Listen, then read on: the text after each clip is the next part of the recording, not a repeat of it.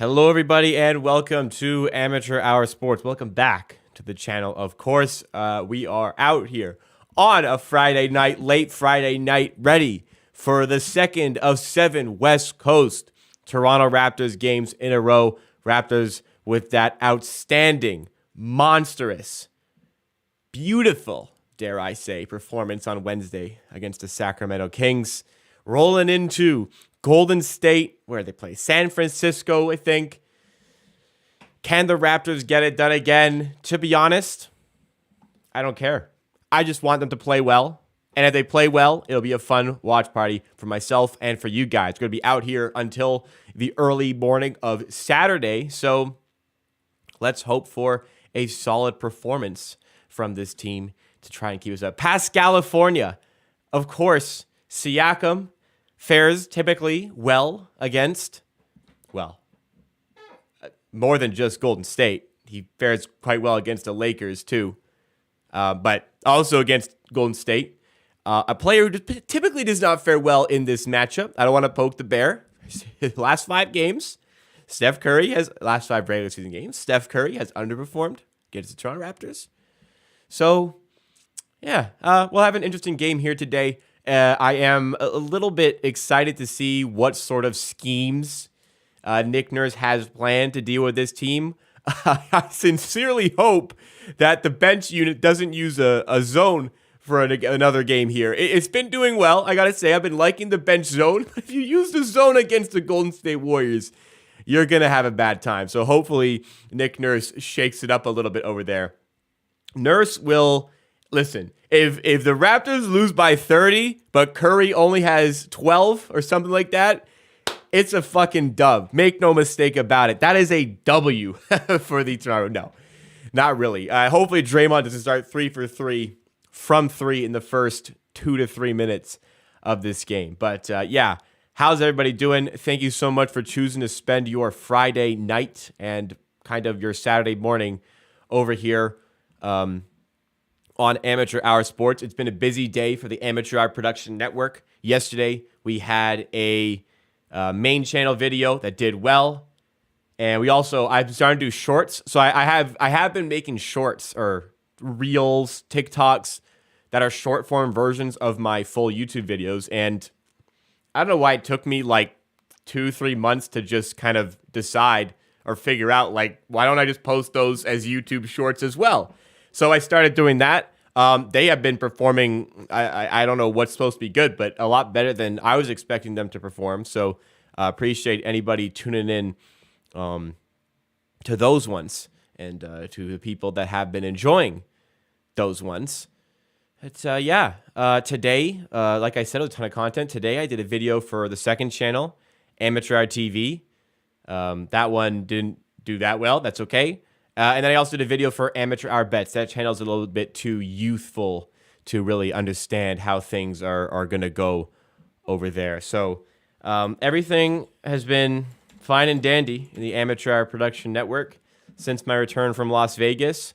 And everything's been fine from a Raptors perspective. So I'm just excited to see, hopefully, a good performance here again today. I'm staying up late.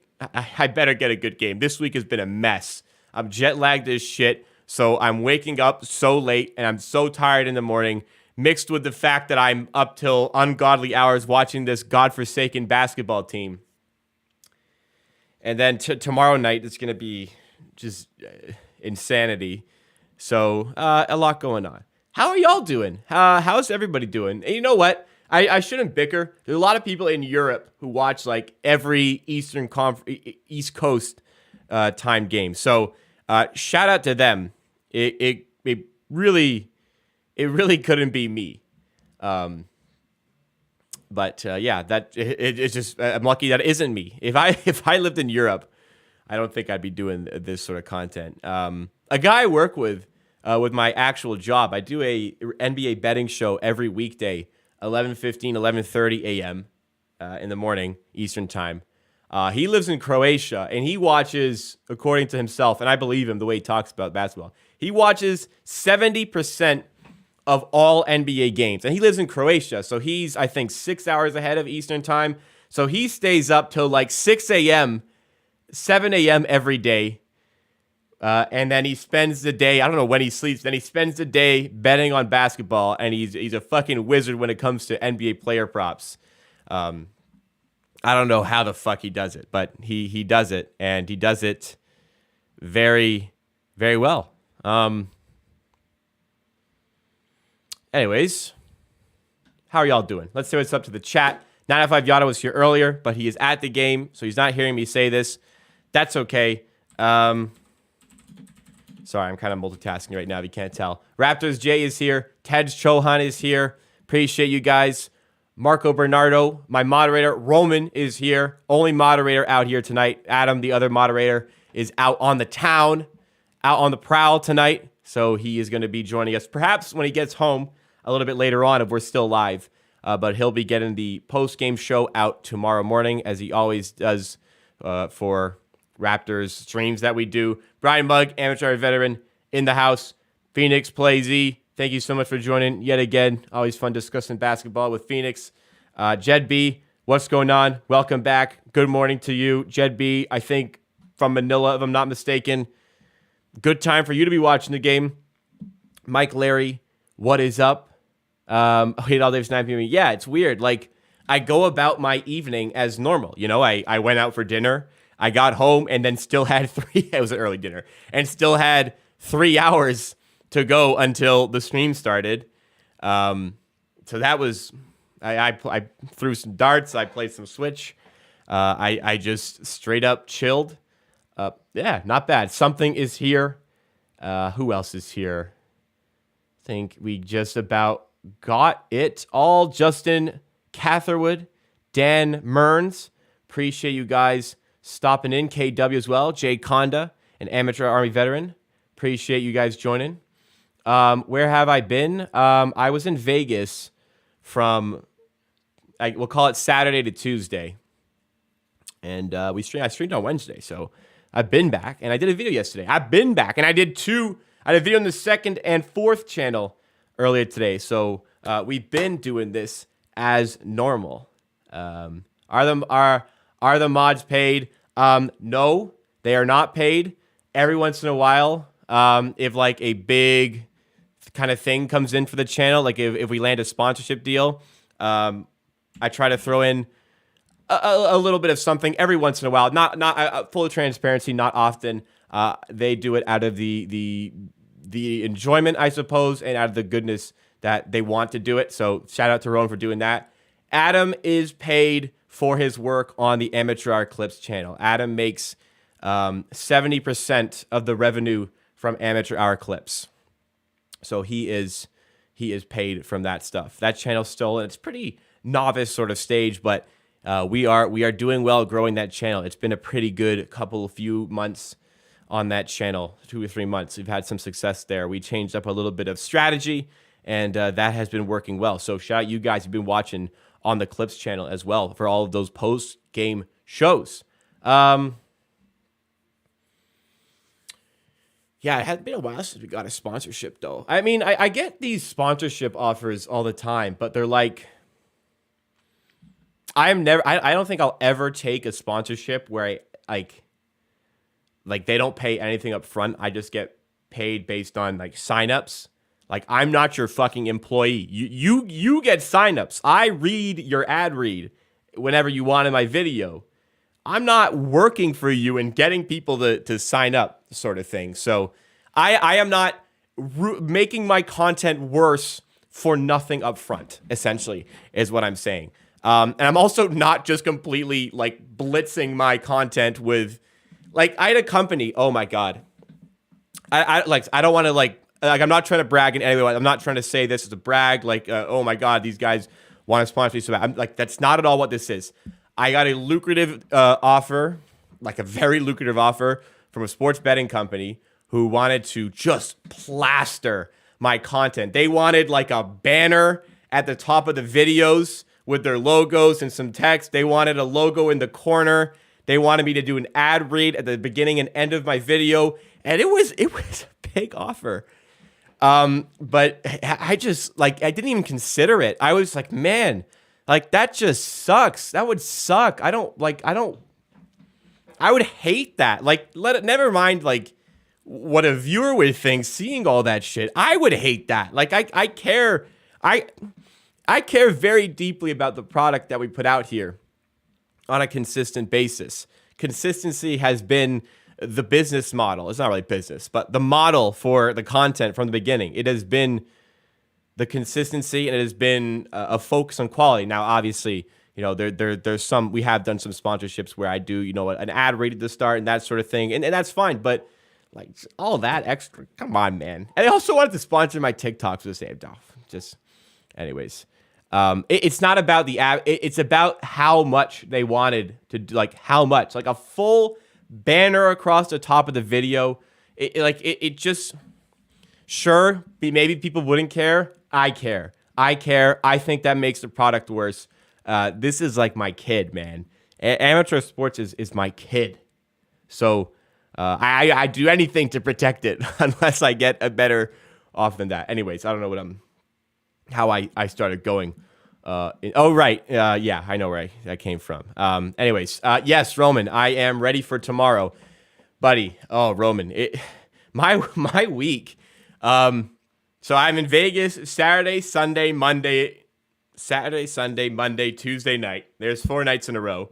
Yesterday, day off, nice little chill Wednesday. Thursday, out for dinner, out at the bar. That was yesterday. Tonight, went out to dinner, had a couple of drinks at dinner. Tomorrow, going to I'm going to a couple of I guess nightclubs or sort of thing tomorrow. So it's gonna be 7 out of 8 days going out. I need to work out tomorrow. I need to work out. Big time. Big time.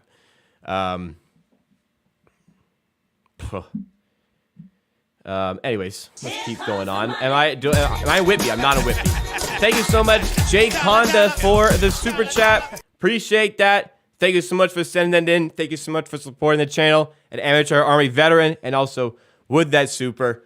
Very, very grateful for that. It's not necessary, but as always, appreciated over here. And it supports the content, supports me in my work, in the grind. I guess it's not like a full-on club. I haven't been to a club since before COVID. As far as I have recollection, I've not been to a club since before COVID. I don't really like it. It's not like a full-on club, but I don't like clubbing. I like going to bars. J. Cole or Drake? J. Cole. I'm not very into Drake. I'm not whatever. I respect his popularity. It's just not my sort of vibe.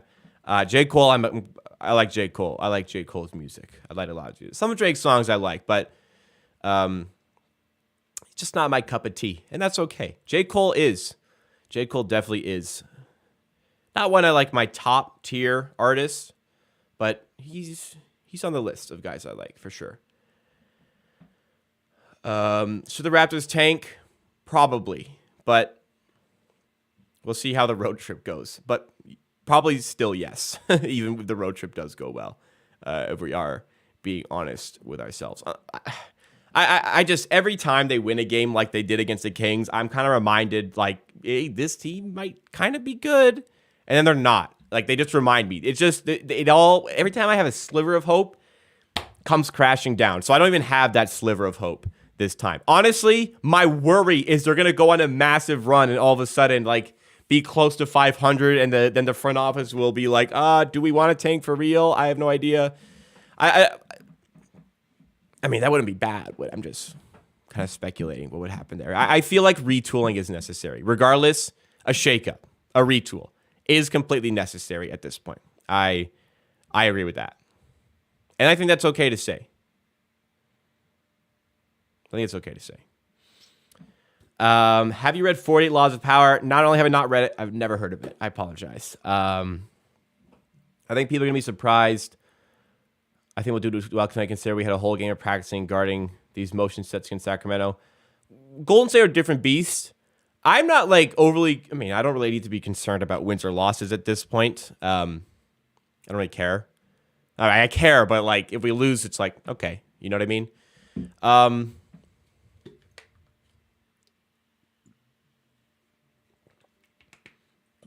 What else?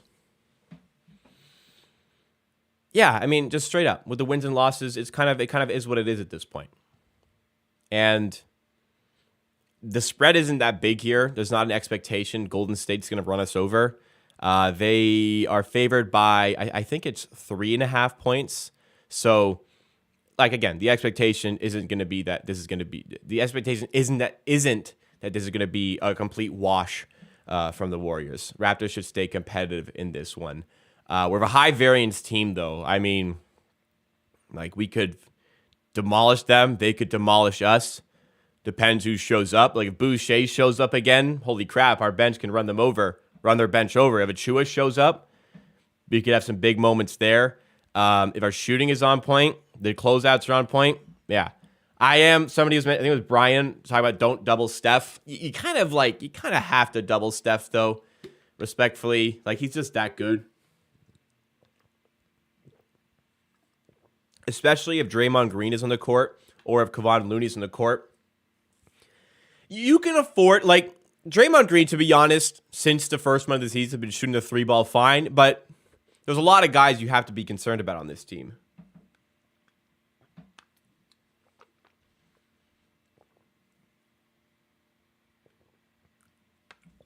Best NBA book? I don't read. I apologize. What's the last time I read a book? Start to finish. I faked a lot of books in high school. Some good books, actually. I did a lot of, like, Cole's notes, or, like, what's the website? Spark Notes. Did a lot of Spark Notes. So I read, like, quite a bit of 1984. I enjoyed that. A couple that I don't remember. I read some in high school. To Kill a Mockingbird, solid. That's the last time I actually read a book front to back. I legitimately don't think I've read a book front to back since grade 7 or 8 when I read Holes. I enjoyed Holes too. But I actually don't think I've read a book front to, that's a lie. I read the spin-off. I don't know if you guys have either seen the movie. I haven't even seen the movie. I don't know if you guys have read the book or seen the movie Holes. I think, if you're my age, you're probably too old for that. If you're, like 16 or something, which some of you may be, Holes might be decent. I don't know what age that book is supposed to be. There's a spin-off of that book with one of the characters is called Armpit. And it was there's a spin-off with him as the main character, which it was okay. But I think that's the last book. What I'm saying is I haven't read a book front to back since I was 13 years old. It's probably been damn well over a decade. Or it's been about a decade since I read a book front to back. I read a lot of like bits and pieces of a book. Oh, I guess I probably read Macbeth front to back. Yeah. That's not really a book, though. That's a play. Or did I read the play and there is a book?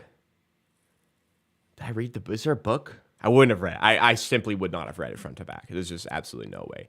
Anyways, enough on this. Who do you think will choose Pascal in the All-Star games? For the sake of me as a consumer, I hope he gets picked to the team that's wearing the orange and yellow jersey, because I might buy that. If he gets the black and blue, I don't think I'm going to buy that jersey. From a consumer perspective, well, you know what? It's a win-win. He gets black and blue, I don't have to spend money. If he gets yellow and orange, then sweet. I'm probably going to buy that jersey. Imagine he doesn't make the All-Star game, though. That'd be absolutely insane. No, I should still... Like, Shea's going to be an All-Star. Record... Shea's been better than Pascal, but... Like, record doesn't matter there.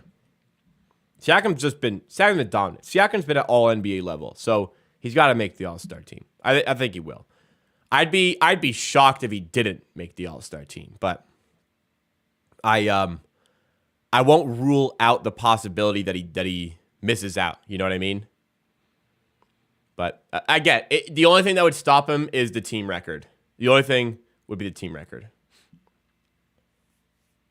Wiggins, Toronto. I don't see it coming. I just don't see it coming. But we'll see. Who do I think? Who is more likely to choose? Siakam, I guess Giannis, because Giannis is more familiar with his game. But, I mean, LeBron, his team's been torched by Siakam how many times? So it could also be him. So be interesting. Health challenge with Fred. Fred has been back to his best the last 30 to 40 days here. He's shooting the 3-ball extremely well. In the last month or so, he's shot the ball about 37% from 3. And he's been shooting 36% from 3 on pull-ups. He's diming a lot more than he usually does. His point of attack defense has not been there as it has been in the past. His off-ball defense has been, and his defense in general has been. I'm expecting some decent things today. And it is a good test to Fred's game playing against Steph Curry today. We'll see how that kind of goes down. Will we be under 500 at the end of the season? I think that's quite likely at this point. Yeah, I do think that's quite likely. SGA better than Pascal.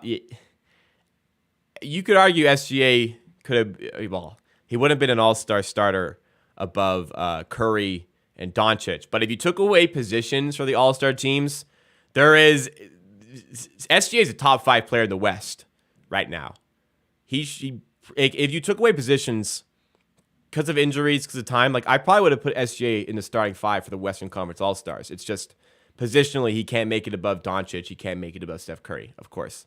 But if you took away positions, then he might have been in there ahead of Zion.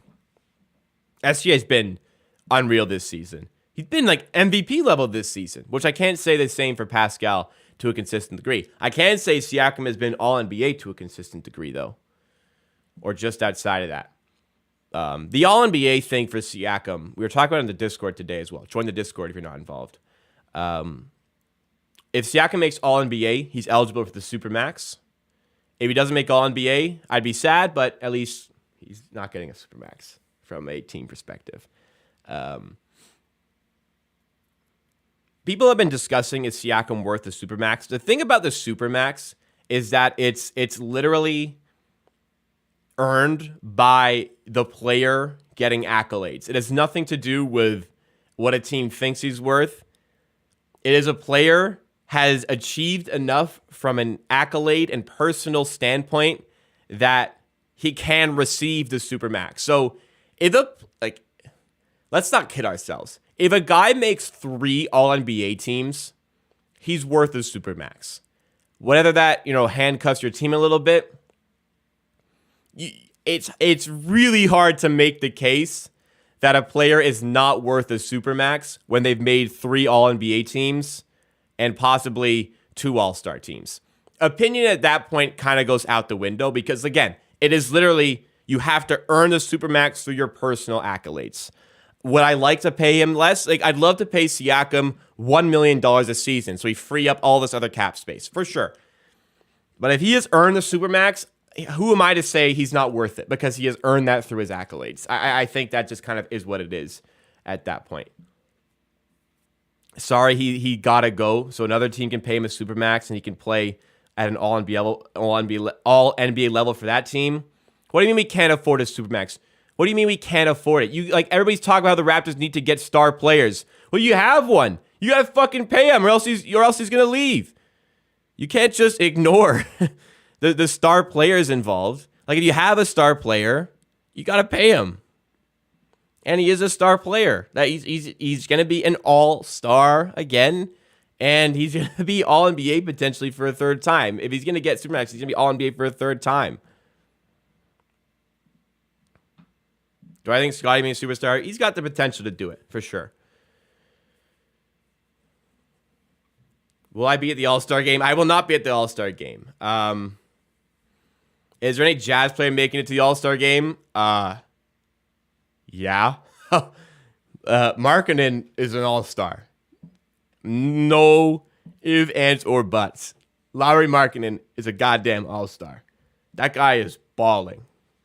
Shout out Lauri Markkanen, going from obscurity to all-star. That is your most improved player. Andy being all, that's crazy. Shout out Larry Markkinen. It's crazy what a situation does to a guy. Just being in the right spot, being in the right situation, getting the reins. Like just him getting, like he was a fifth man last season. And not a great one, like a fine one, not a great one. And now he's the focal point of a team that's in the middle of the pack here. It's you got to commend him. It's respectful. Scotty gonna be like Dwayne Wade type. Listen, if he's anything like that, we got a goddamn Hall of Famer on our team. If you go high into if you go into luxury tax, if you go into high luxury tax, then you need a strong contending team to justify it. Who said anything about luxury tax?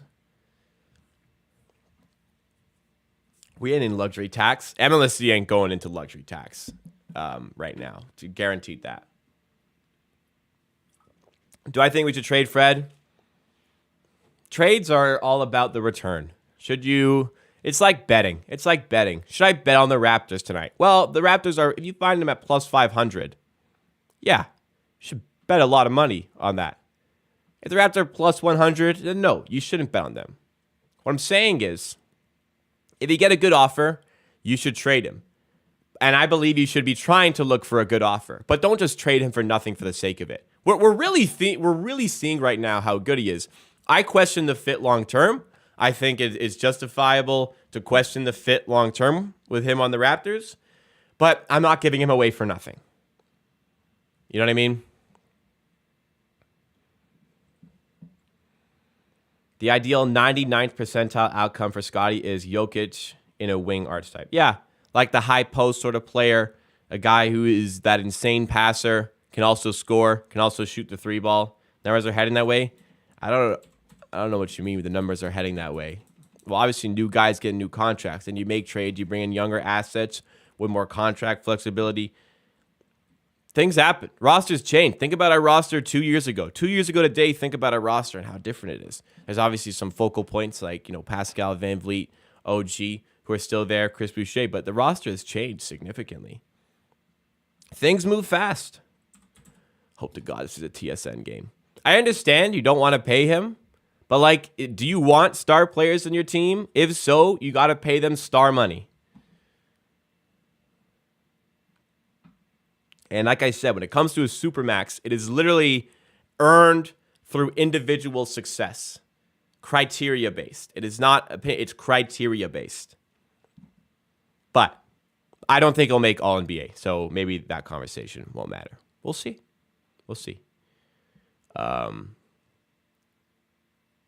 If prime Vince Carter was on this current Raptors team, would we win a ring? I think we'd be pretty goddamn close, yeah. You can't be a contending team without star players. Like I want to be a contending team, but I don't want to pay star players. Therefore, I can't be a contending team because I'm not paying my star players. But I want to be a contending team. So I have to pay star players. But we're not a contending team because I don't pay my star players. Like if you want to be a contending team, you need to have good players. If you want to have good players, you need to pay them. You can't just find a contending team overnight. You can't just piece it all together one day out of nothing. You need to have sustainable success. When you're a market like the Raptors, you need to have sustainable success, continue to find the pieces to fill in the puzzle. That's how you become a champion. Like the Raptors. 7 years of playoff failure year after year, losing to fucking LeBron 3 years in a row, finding the pieces, finding the right pieces to the puzzle, then making the big trade when you already had an all-star in Kyle Lowry, a future all-star in Pascal Siakam. Then you go out of your way, you get this superstar because he was available and take your team to the next level. You find a DPOY level player at the deadline to take your team to the next level. These things don't just happen. You know what I mean? That's my stance on it. Sounds like Milan. We want to be really good, but we're not paying those guys. But we want to be really good, so we have to pay those guys. But we're not really good, so why should we pay those guys? It's just, that's the thing. You know what? I'm very defensive right now. In all honesty, like I don't hate the idea of retooling the team completely around Scotty Barnes. And if you can get like, holy shit, we're seeing what guys are going for. If you can get like 3+1 first-round picks for Pascal Siakam with other young assets, then maybe that's an interesting avenue to pursue for sure. Oh, we respect the greatest Raptor of all time for sure. Great timing, very optimistic. You're right, but how can you successfully capitalize on great timing? You need to be in the position to pivot towards that trade. That's what they did. Sustainable success. And when the time comes, the right time, you have everything you need to pivot and make that decisions. So you can be ready by having the team in place, knowing it's a piece away. That's what we were doing. And when the opportunity arose itself, we seized it. Have I tried ChatGPT? I have no idea what that is. I'm sorry.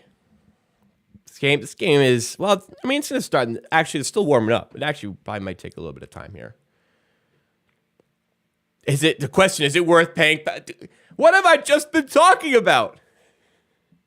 It's not about if you should pay. Like, it's criteria-based player incentives. It is Siakam earning that. It's not really up to us to decide if he's worth the $2 If Siakam makes All-NBA for the third time, he will be eligible under NBA criteria, regulations, whatever you want to call it, to receive the Supermax. Who am I to say a 2-time All-Star and 3-time All-NBA player is not worth a Supermax? Because he, like I said earlier, he has earned that based on his personal accolades. Do I want to pay Siakam Supermax? No. I want to pay Siakam $1 million a season so that we have more salary space. That's not how it works. You want star players, you got to pay them like it. That's what I'm trying to sum up here. If Siakam makes All-NBA, I'm happy for my guy. If he doesn't, I don't have to pay him a Supermax. It's a win-win. Raptors should tank. Probably, yeah. Again, it's vibes. If we win, play well, cool. If we play well, lose, cool. We play shouldn't lose, not cool, but okay. You know what I mean? OG at the 2. Has he like? I don't really like see positions on the court, except for Scotty Barnes at the 5 and Fred at the 1. Like other than that, there isn't really positions. You know what I mean? But OG is a ball handler. If that's what you're saying, oh, that experiment ain't dead. It should be, but it ain't dead. I'll tell you that. But if we're actually like in the mix to get 3 first-round picks for OG, like, do you guys? We love OG, but 3 first-round picks. I don't know. Like, if you can get 3 first-round picks and maybe a big or a shooter, what do you guys say? Because that's tough for me to turn down. Like, if you get 3, maybe a couple with decent protections, but if you get 3 first-round picks,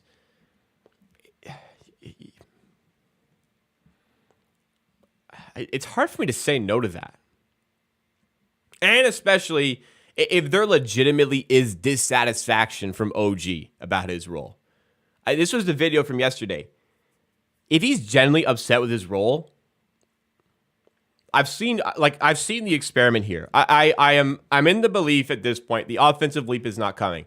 If this is like the best OG is going to be, pretty much like maybe a little bit more efficient, a little bit better here and there, that's fine. He's an excellent player. But if he wants to be like this guy who gets shot creation reps and mid-range reps, like that, I just can't give him that on a consistent basis if I'm the Raptors, if I'm Nick Nurse. Detroit sent New York 3 picks, heavily protected. They did. The Knicks have a lot of bad picks, which is why I thought they were the team that offered those 3 for OG. The Oklahoma City Thunder also have a lot of picks, so it could be them. The Pacers also have quite a few picks, so it could be them too. There's a lot of teams it could be.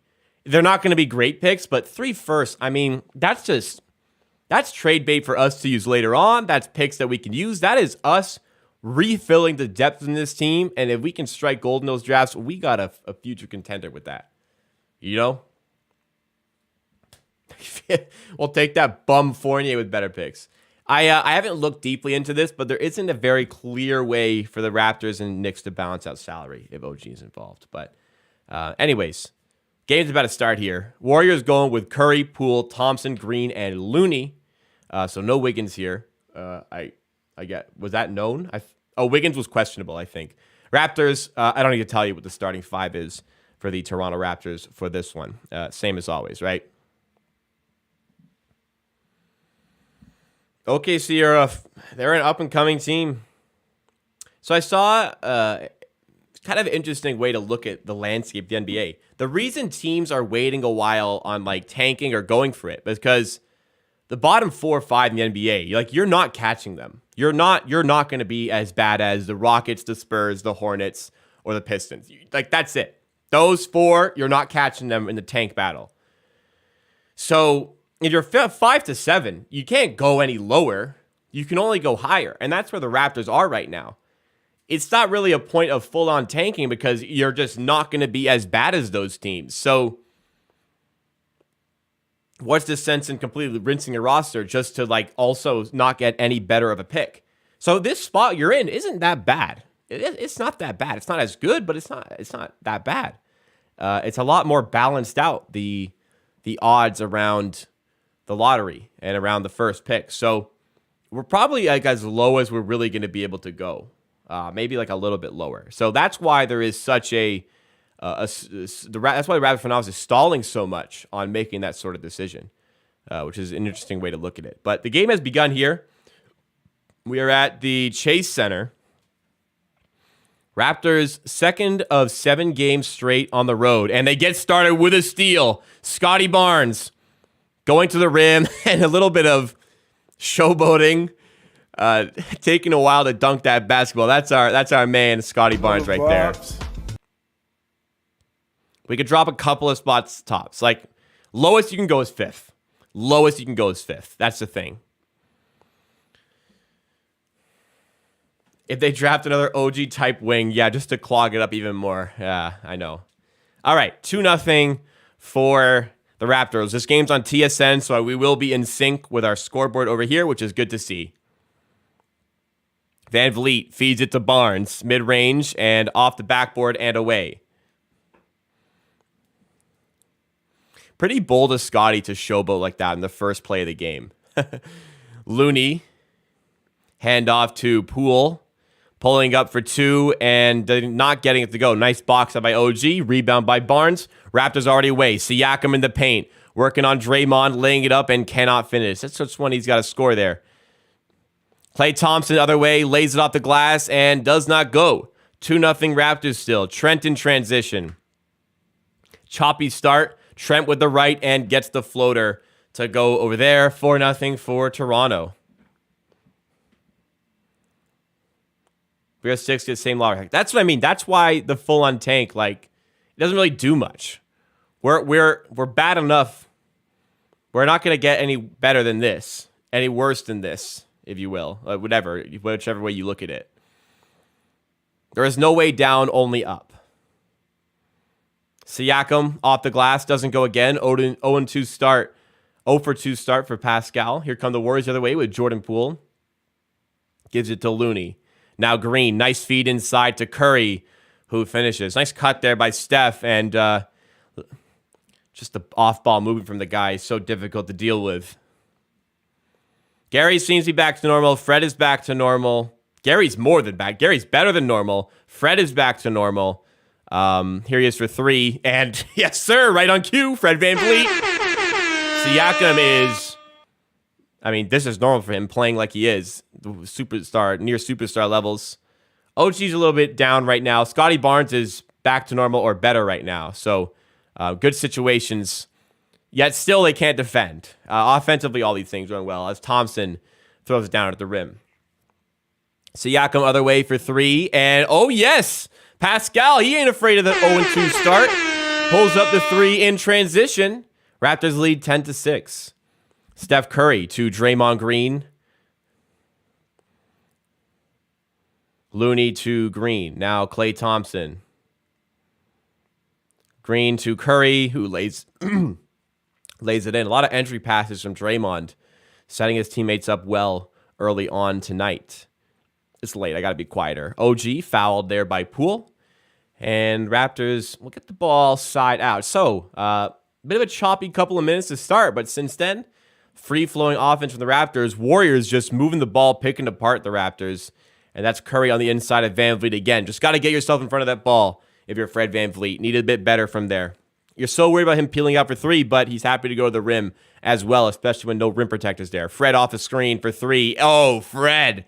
Oh, Freddie. Second three-pointer of the game. He has been dialed in from three in 4 of the last 5 games. Not Wednesday. He still had a good game. Curry, cut off by Fred. Solid defense there. Cut back from Poole, who, nice defense by OG, but then Barnes fouls Draymond. Who's the worst team ever? The Charlotte Bobcats in like 11-12, 12-13, something like that. Is Siakam and VanVleet the only remaining players in the championship team? OG is still here, of course. Chris Boucher is still here, of course. Other than that, I think that's it. Curry for three. Doesn't go on this one. Rebound by Barnes. Raptors haven't won the Chase Center since March 5th, 2020. Interesting. As Barnes to the rim and one. Since the Raptors championship, the Raptors are 3-3 against the Warriors. Fun fact. And in that stretch, no team has won 2 games in a row. It has been Raptors, Warriors, Raptors, Warriors, Raptors, Warriors. So essentially, bet the house the Raptors win tonight.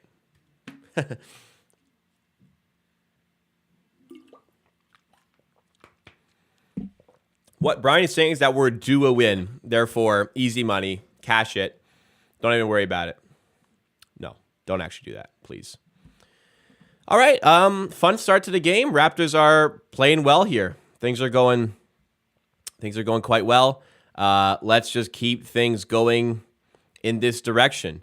Shooting the ball well, creating good offense, defending well. Golden State, they need a timeout. They wanted to settle things down. Limiting the three-point opportunities, but a little too many looks easy at the rim. Draymond Green's going to pick that out all day. Talented player. So start managing that. If you guys are enjoying the content so far, please make sure you have smash the like button. Goes a long way to supporting the content. Helps this channel get on some more recommended pages. Let's try to get to 50 likes by the end of the first quarter. And if you find yourself enjoying the content along the way and you're not subscribed already, you want to see a live stream watch party like this for almost every single Raptors game and videos on top of that, please make sure you are subscribed. Unfortunately, this weekend, I am going to be away. Saturday night, Raptors have a game. Tomorrow night, I'm in Toronto. I don't live in Toronto, so I can't stream. There's a game in Portland anyways. Fortunately, no stream tomorrow. Sunday, I will be in Toronto Sunday morning, so I do not believe there will be a video that day.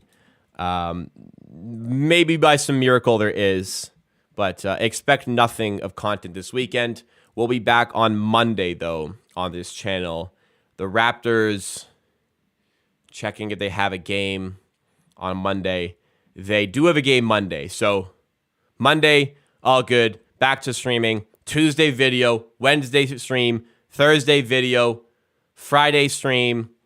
Saturday video. So next week is loaded. Monday through Saturday, there's 6 days in a row of content, barring disaster to my schedule. But this weekend, unfortunately, another little bit of time away from myself. A little bit of partying tomorrow night. How long have I been streaming? 47 minutes and 43 seconds. Oh, you probably meant like. Oh man, it's gonna be right about 2 years coming up in a few months, I think it will be, or a month maybe, it'll be 2 years. That's obviously what you meant. Fucking moron. It's late. It's Friday. I had a long week. Forgive me. Wait, it's weird. I thought you can check how many minutes I've been streaming so far. No. About 2 years now. 2 years. Wow.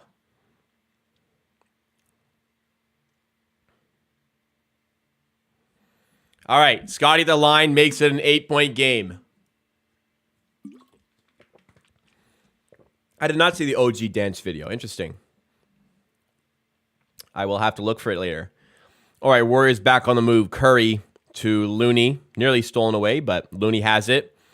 Sworn by Siakam. Hand off to Thompson. And he doesn't hit the three. Rebound by Barnes again. Scotty Barnes controlling the glass. Can he control the offense? Finds Siakam. Now OG. OG attacking the rim. Okay, missed it. That's better than just settling for mid-range. That's better. Curry the other way, lays it in and ends the 12-4 run. Raptors lead 16-10. I still don't love that OG take, but at least it's not mid-range, right? Oh, I've been doing videos longer than I've been doing streams. So I've been doing content since as Siakam for 3, no good. I've been doing videos for... When did I start videos? Looney puts it at the rim. Warriors just eating up the paint. I think I've been doing videos since April 2020. So almost 3 years. Streaming since January or February 2021. So it's been about 2 years of streaming. And that's what it is.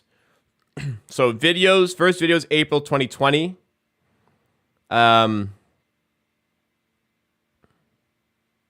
Fred for 3. Got another one to go. Streaming January 2021. That's it. 19-12 here. Poole. As Curry steps into a 3. Yeah, Steph Curry can do that. Curry's having a hot start to this game. I believe it's 9 for Curry here. Raptors 4 for 5 from 3 to start. Fred with 3 of those makes. Siakam with the other. And here's Siakam in mid-range. Can't get that one to go. Klay Thompson with the rebound. Going right to the rack and finishing with ease. Barnes feeds OG. Now inside to Barnes, who burns the layup. Scotty, we need those. Warriors going on a run here. The 8-point lead has evaporated to 2. It's early in the game. This is a game of runs. Steph Curry feeds Looney. Inside, great defense by Barnes, who picks up the stop and another rebound. Siakam in transition to Trent in the corner, and he nails the wide open three-pointer. Raptors lead by 5, 22-17. 3 ball is falling. Toronto 5 for 6 from the outside in this game. Curry trying to respond. That's a pretty pass to Kevon Looney, who scores the rim. A lot of paint points. Raptors lacking that rim protector right now, and Achua is about to step into the game as a result. Barnes on the inside. Layup is good, and 1 for Scotty Barnes yet again. Yes, sir. Strong start once again by the Raptors in this one.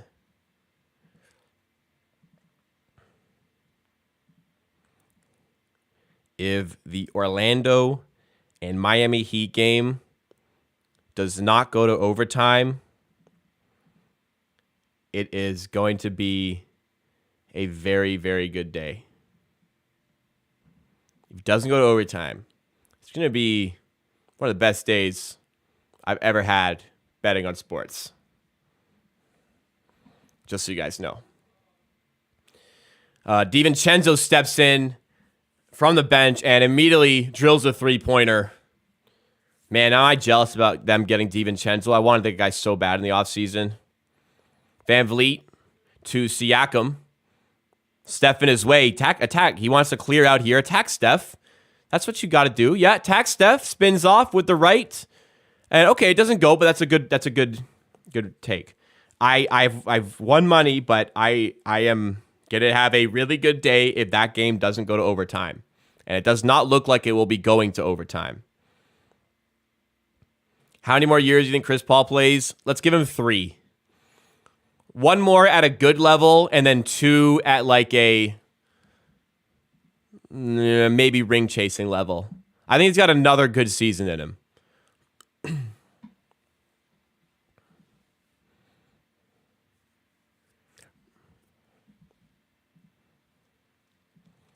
Bro, if Miami sell that game.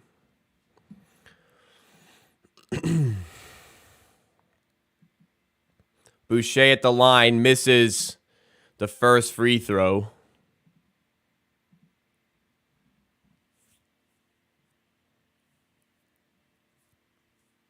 I'm nervous right now.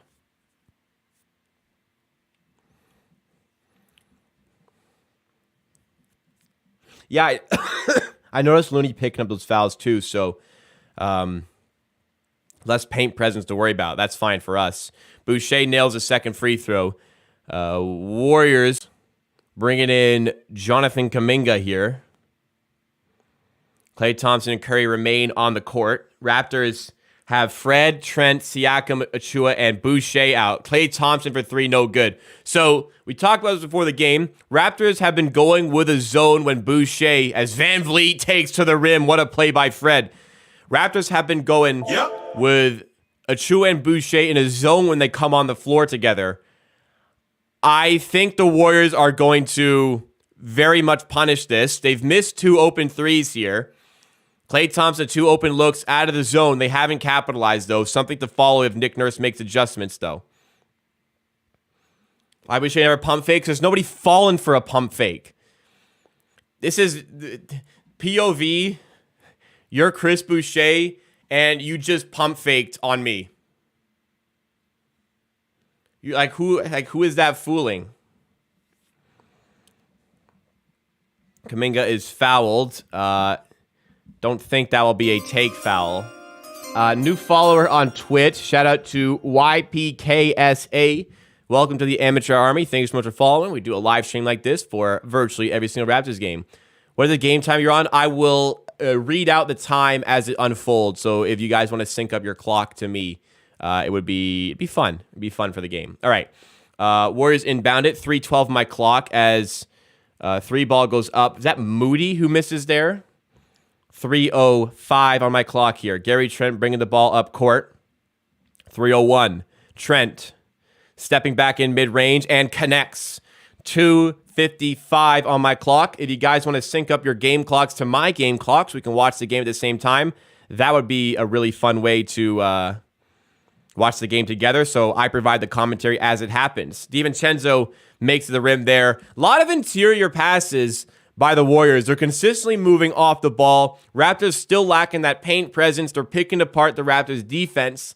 Scoring, I mean, we have a really nice offensive game so far, but they are scoring seemingly at will here. Not a lot of difficulty to their possessions offensively. So something definitely for the Raptors to make adjustments towards.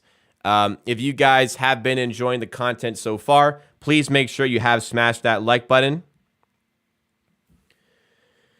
Gary Trent over 22.5 points and rebounds.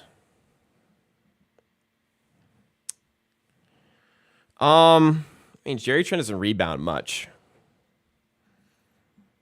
22.5 points and rebounds. So you're looking for probably 20 points, 21, maybe 2 or 3 rebounds. It's a solid spot. Depending on how much juice you're taking on that, but I don't hate it. The matchup probably favors Siakam a little bit more today. He might be more ball dominant, but I mean, Gary Trent, I think there's too much variance with Trent in it for me, but solid look. He just, if he gets hot, he's going to clear that.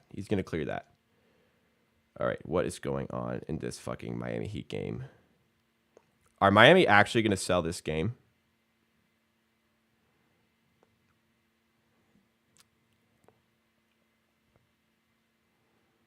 Bro, if the Miami Heat sell this basketball game,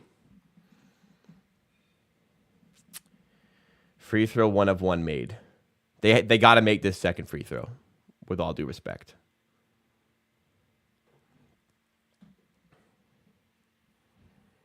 I financially speaking, they're up by 4. Financially speaking, I am no worse off if that game goes to overtime. I am gonna have a really good day. Orlando missed. Miami are going to avoid overtime. So what I did, little story time on my sports betting here, just to keep everybody in the know. My typical unit size is $40 now. Used to be 20, now it's 40. Last night, the Miami Heat Orlando Magic over-under opened at about 220, 215 to 220. Standard-ish. Proline Plus opened the over-under at 192.5, which is a lot lower than what it should be. So I hammered the over on that for 5 units because I was worried they would cancel my bet, which has happened to me before. Fred pocket picked there. Oh, man. Then what I did was I bet the under at 220 for 5 units. So if it goes over 220, then I break even. But if it goes under 220 and over 192, then both win. So it was either I'm exactly the same or both 5-unit bets win. I can pretty safely say that it has gone under 220 and over 192. It's been a good day. Another bucket in the paint at the rim for the Warriors here. That would have been even better if Miami covered the spread, but that's okay. They did not cover the spread. Damn, they barely missed. And the Pacers lost by the hook. I had plus 9.5. They lost by 10. Oh well. That's my position right now. That's what I'm sweating over right now. Just to keep you guys in the know-how. I actually have bet the Raptors tonight on the money line too, in case you guys cared about that as well. Let's get back to the game. You guys don't care about that. Raptors up 31-29 here. 3 ball for Lamb. So it's not Moody. That's Anthony Lamb, I believe. Somebody correct me. I believe that's Anthony Lamb. Another steal off Fred VanVleet's pass. It's batting around. It's now in the hands of DiVincenzo. Curry to the rim. Side says pass Hernan Gomez. What a finish. And this game is tied at 31.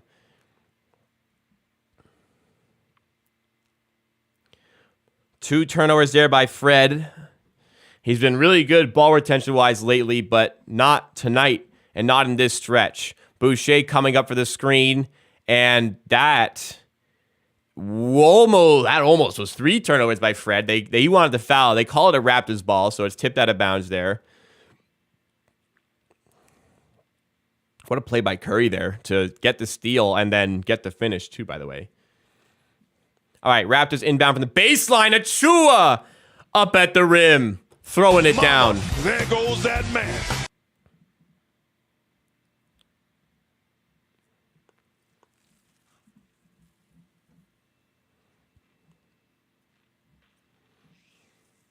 Corner 3 drops for the Warriors, who now take the lead.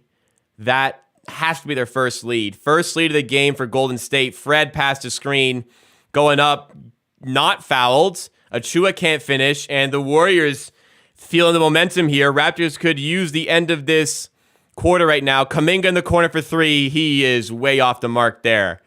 This game is a little frantic right now. A little bit everything. VanVleet going forward, and a blocking foul, and 1. Freddie. Yep. Getting Curry to pick up that foul, going to the rim, and finishing with the contact. Potential old-fashioned 3-point play here.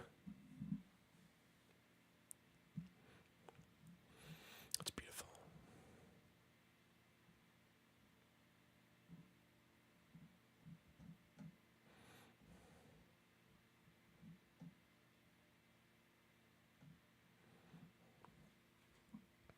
You think Curry gets one more ring before he is done? If you asked me that last season, I would have said no. So I will still say no. I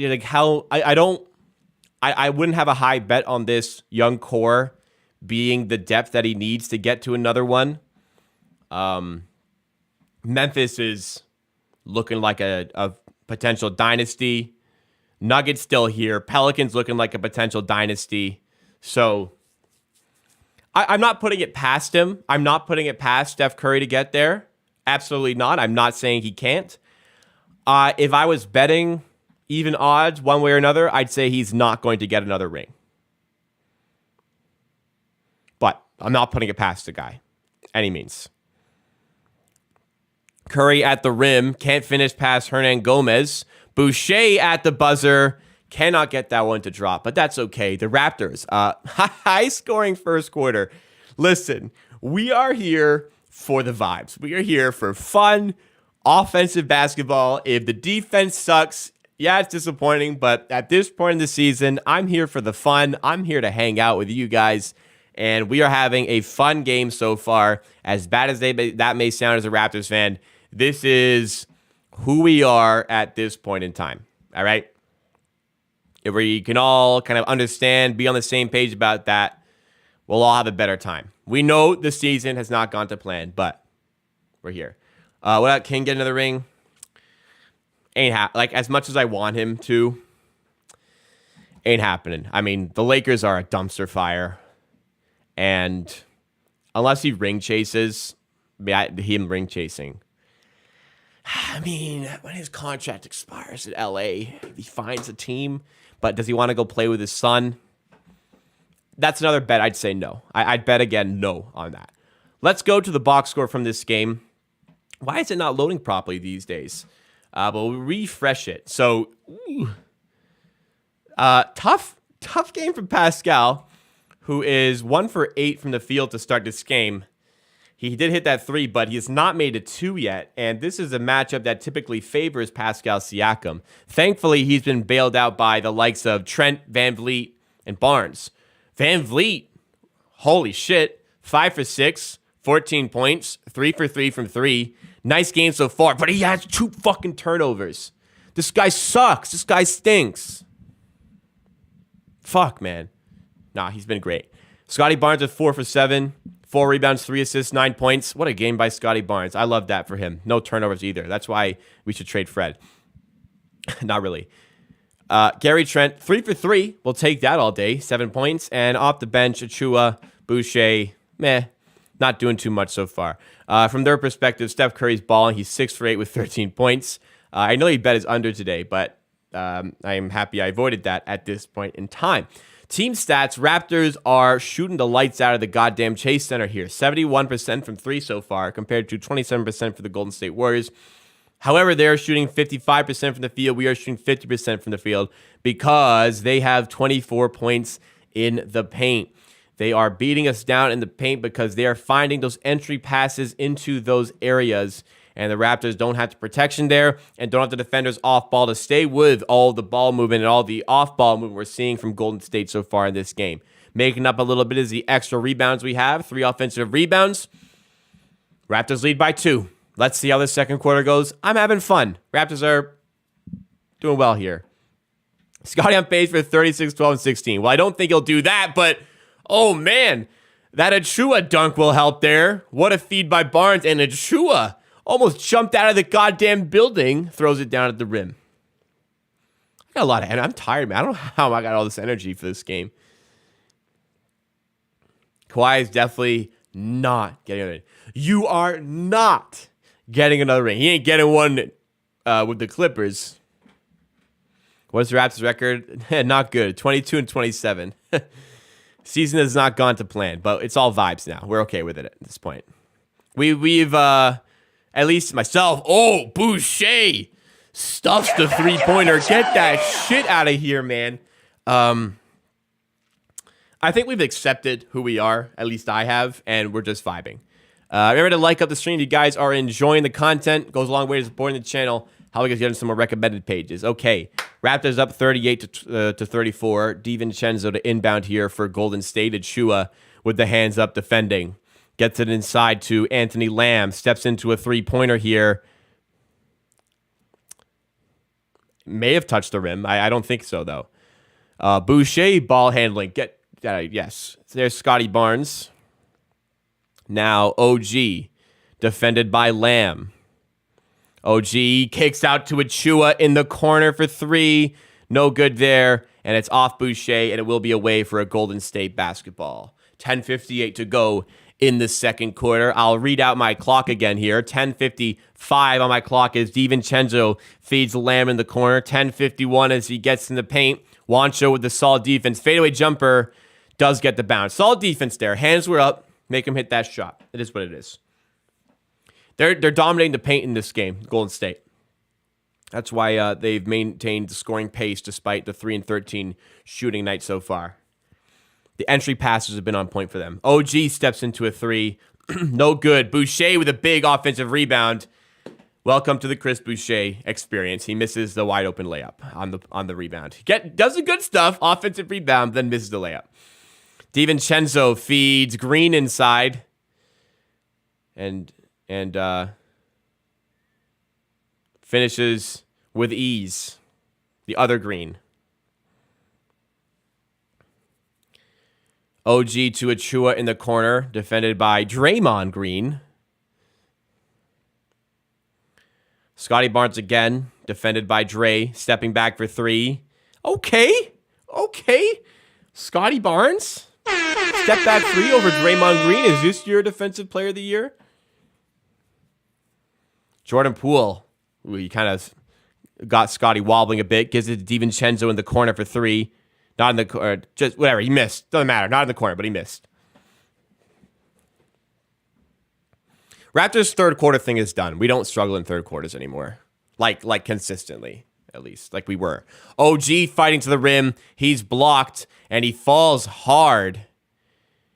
I don't like the way he looks right now. He looks kind of hurt. I hope that's like an impact thing. He kind of got winded. His arm's in a weird spot there. Let's see. He landed hard on that. And just kind of crushed it really quick. Thankfully, there's no hyperextension there. Looks like an impact thing. It doesn't look like it's any worse than that. That could have been a problem. They're going to call a timeout to give OG a bit of time to get himself together before shooting that. That looked like it hurt, man. No malice in the defensive play, but it was a hard foul by, what's his fucking name? The other Green, Jermichael Green. Hopefully he's good. Raptors lead 41-38. Offense is fun.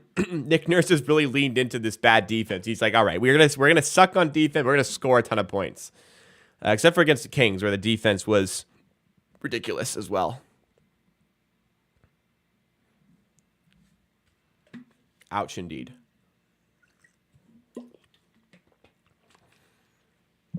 From a fan perspective here, so far so good from Toronto. Like I said, I'm beyond really getting frustrated about defense. Right now, not really staying with runners. They are getting us on the move, getting paint protectors out of the paint, and finding a lot of those entry passes. Got to find a way to limit those passes, keep the hands active. Don't make the pass so easy there, and stay with your guy.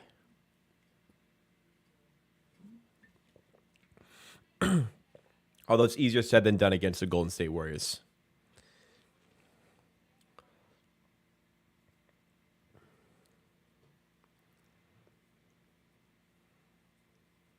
Well, I mean, there may be no plans to trade OG. I'd be pretty surprised if they traded OG. Fred would not be a surprise. I'd be surprised if Gary stayed at this point. OG would be a surprise if he got traded. Scotty Barnes would be an alternate dimension if he's not going anywhere. Siakam, I'd be shocked, completely shocked if he got traded.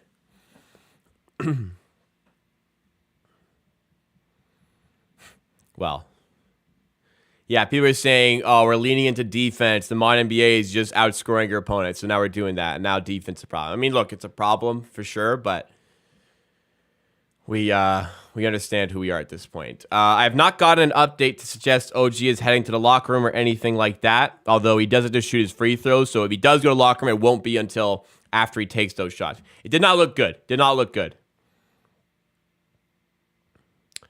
I wouldn't say it's definitely broke something. I'd say it's unlikely he broke something. He landed hard. OG goes in a little bit out of control. It's a hard foul. There's no malice in that. It's a play on the ball. It's a foul. He lands weird. He lands with his arm like kind of stuck behind his back a bit. But he's going to shoot his free throws, so at least he's doing that. If you don't know the rule, if you don't shoot your free throws, you cannot re-enter the game. So he may get pulled after this, but he makes the first free throw after a couple of bounces. Looking at his left hand now, that was the side of the injury, the potential injury. Let's see. I can't see him having broken something there if he's shooting free throws. Nobody's at the table, so he's okay. Now he's going out. So OG is going out as Juancho commits the foul. I don't know if that was on purpose, but OG will check out. I wonder if he'll head to the locker room here, and indeed he will head immediately to the locker room. Doesn't look in searing pain. Doesn't look like there's that big of a deal. Hopefully, this is just they're kind of checking him out and to see if he's okay. Let's hope for the best. Let's not expect the worst here. Another entry pass to Gramegna, who's fouled by Juancho. Man, Draymond's surgical with those passes tonight.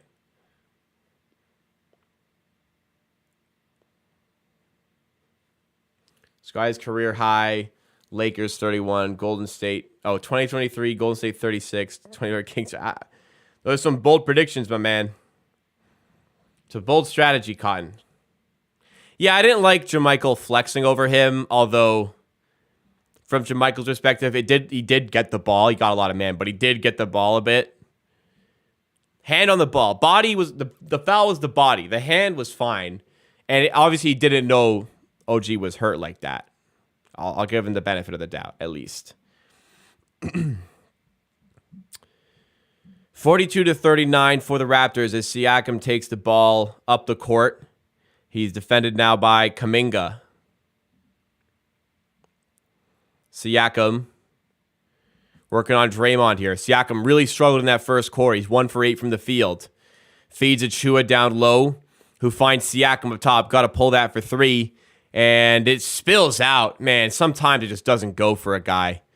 How close can that be to going and falling out? 1 of 9 for Siakam here. Draymond Green to JaMychal Green. Now DiVincenzo just outside of the logo. Getting a screen, finding Gramegna. Now passed away. Had DiVincenzo in the corner, but he passed it away. Man, watching this Warriors offense work is crazy. Siakam to Achua. Gives it to Juancho in the corner. Good closeout by Klay. Juancho handling a bit, finding Siakam. Klay Thompson defending. Siakam wants more, fades away in mid-range, and there you go, Pascal. Second make of the game. He's 2 for 10.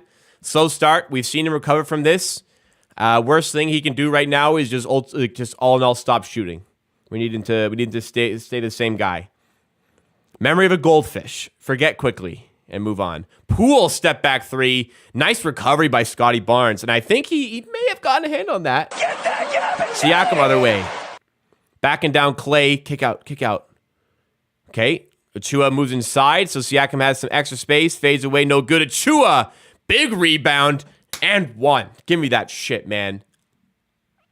If you guys are enjoying the content, please make sure to hit that like button. Supports the channel. Let's try to get to 50 likes by halftime. There's 100 people here right now, so we can absolutely get to 50 likes by the end of the first half. Helps us get some recommended pages. And if you are enjoying the content, make sure you're subscribed to Amateur Sports as well. Thank you so much for spending your Friday night with me.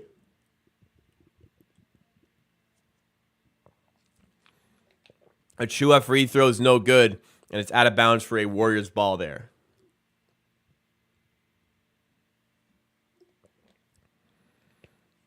That was a, what's that fucking show called?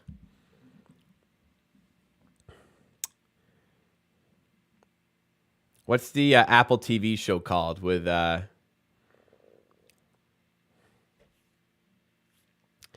why am I blanking? With Richmond FC, what's that fucking coach's name? The American coach in the Premier League. AFC Richmond is the team, I think. Poole for 3. Wow. That was impressive. My mind's a fucking mush right now. Ted Lasso. Good fucking God. Thank you, Roman. Why did I completely for blank on that show? Ted Lasso. The Ted Lasso reference. Great show.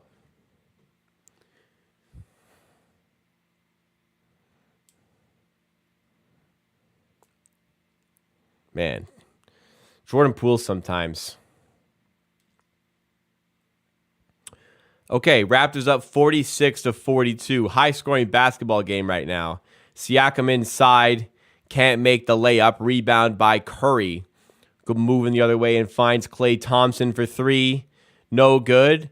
Achua does a great job on the glass to tip it to Siakam, who finds Van Vliet in transition. Tough layup, does not go. Siakam is called for the foul as he goes over the top of a defender or a rebounder. He wants Nurse to challenge. Don't think that's worth challenging. I don't know if that's a foul, but I don't think you can challenge that. Well, if you ever get Apple TV, it's worth watching. Poole with Achua defending. Stepping back. Achua, some good defense there. Klay Thompson spinning off Trent. That's not good defense, but Thompson can't make him pay. Siakam other way. Giving it to... He traveled. Gives it to Trent, who can't make the layup. Siakam absolutely traveled there. 46-42. Poole to the rim and finishes 46-44 with 5:45 to go in the second quarter. High-scoring game at the Chase Center. Van Vliet steps into a 3. He's been hot tonight. Probably not a good shot there, though. 46-44.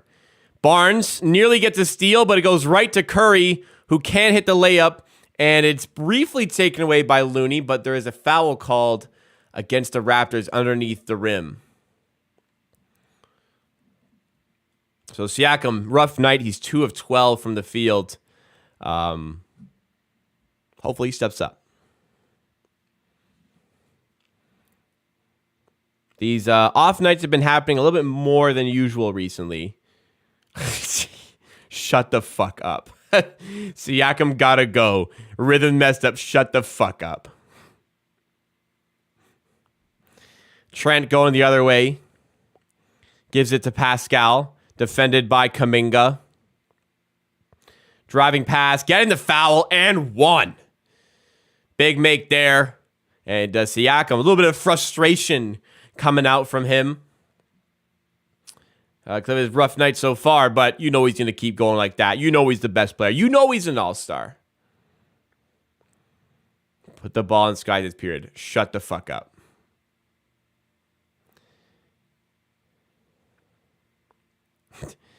$25 points, 8 rebounds, 5 assists per game. Get the ball out of that guy's hands. Efficiently scoring 25 a game. Fuck that guy. He can't play. No disrespect to the brother, but he can't play.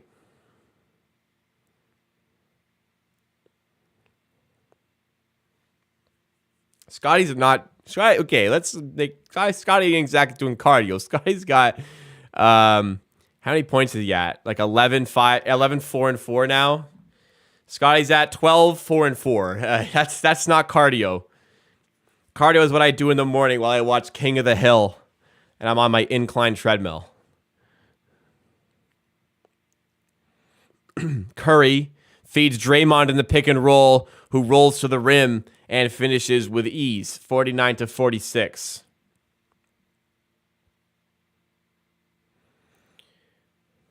Van Vliet Van Vliet defended by Looney in the paint. Get that out. Boucher in the corner. Come on, Chris. Give me that.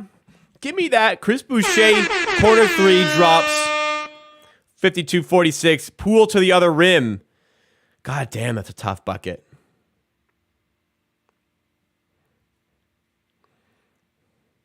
Oh, Thad is in. Rare Thaddeus Young sighting. Van Vliet inside. Out to Thad in the corner for three. Ugliest forearm in the world. Doesn't go. 4-point game for Thompson. Finding Green. Now Poole off a screen. Gets it to Draymond. Thaddeus Young with the steal. Nice play. Boucher in transition. Blocking foul.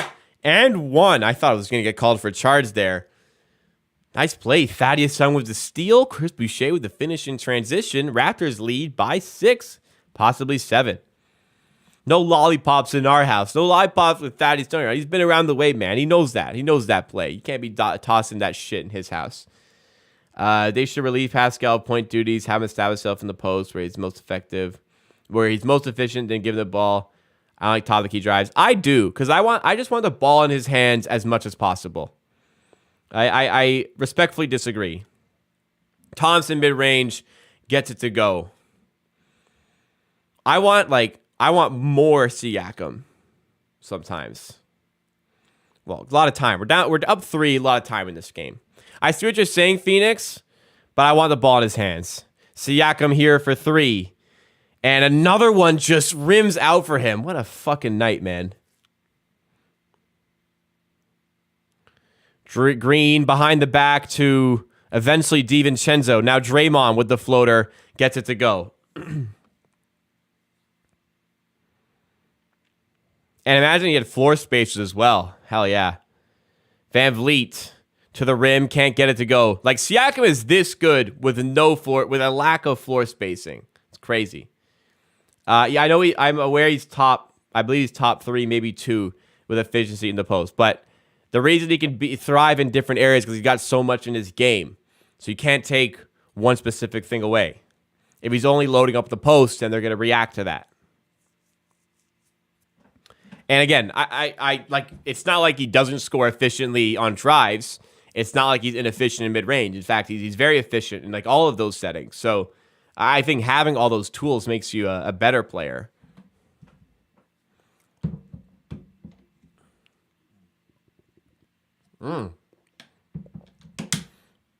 Besides, you're in Bobby Webster in the house for this one as Boucher misses the second free throw. Is Joe Wieskamp gone? Curry fouled by Thaddeus Young. Chance to tie up the game. Matter of predictability. Well, look, if they shut down the drives, then start loading them up in the post. They shut that down and give him the drive, give him the mid-range. I respectfully disagree. I understand what you're saying. I respectfully disagree. Full respect. I don't know if Wieskamp's still here. Yeah, I guess it's January 27th. I guess that's 20 days. Or is it last day?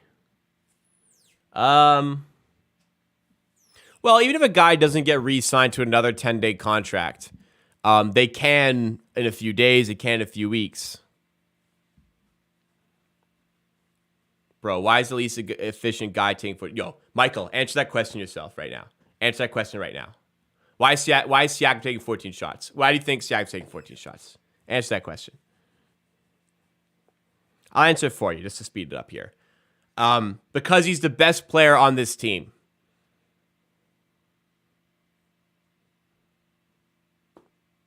There you go.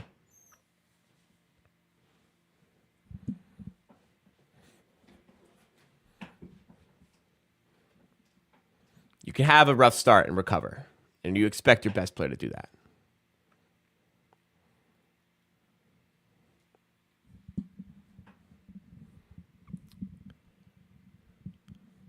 Well, Joe Wieskamp can't defend very well, especially in this area where the Warriors are moving so much. Now, not like everybody else is doing a great job defending, but Juancho at least provides more defensive stability than Joe Wieskamp does. That being said, I'd like to see a certain lineup where you can give him some chances to shoot. We have missed a few free throws, yeah. There's let's start there. Boucher's missed, Achua's missed, OG's missed. Yeah. The game has slightly calmed down from a point standpoint. Very slightly, but still explosive half in the making. And also, yeah, it's not like Siakam's bricking shit. 2 of his threes have just spun around in and out.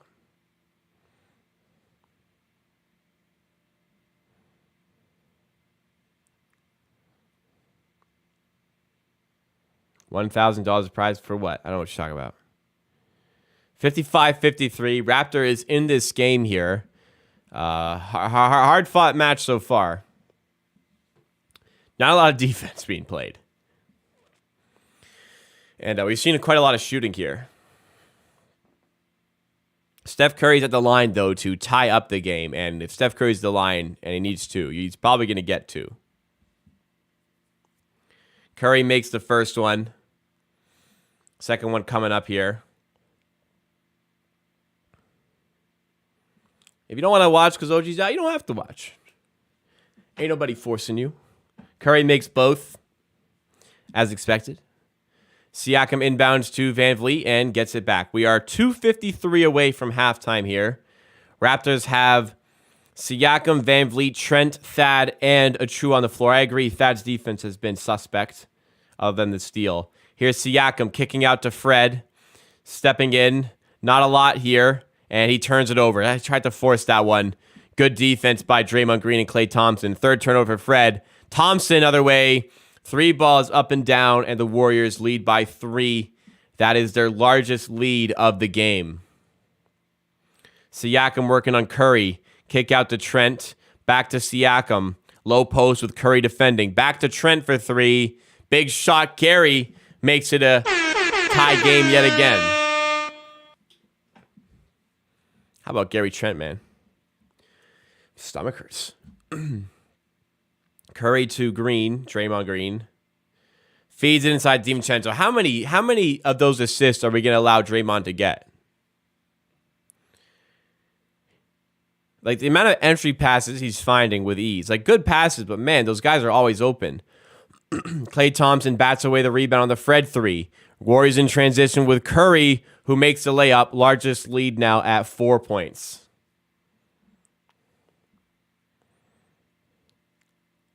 Thad, slow-footed on defense. Doesn't do enough.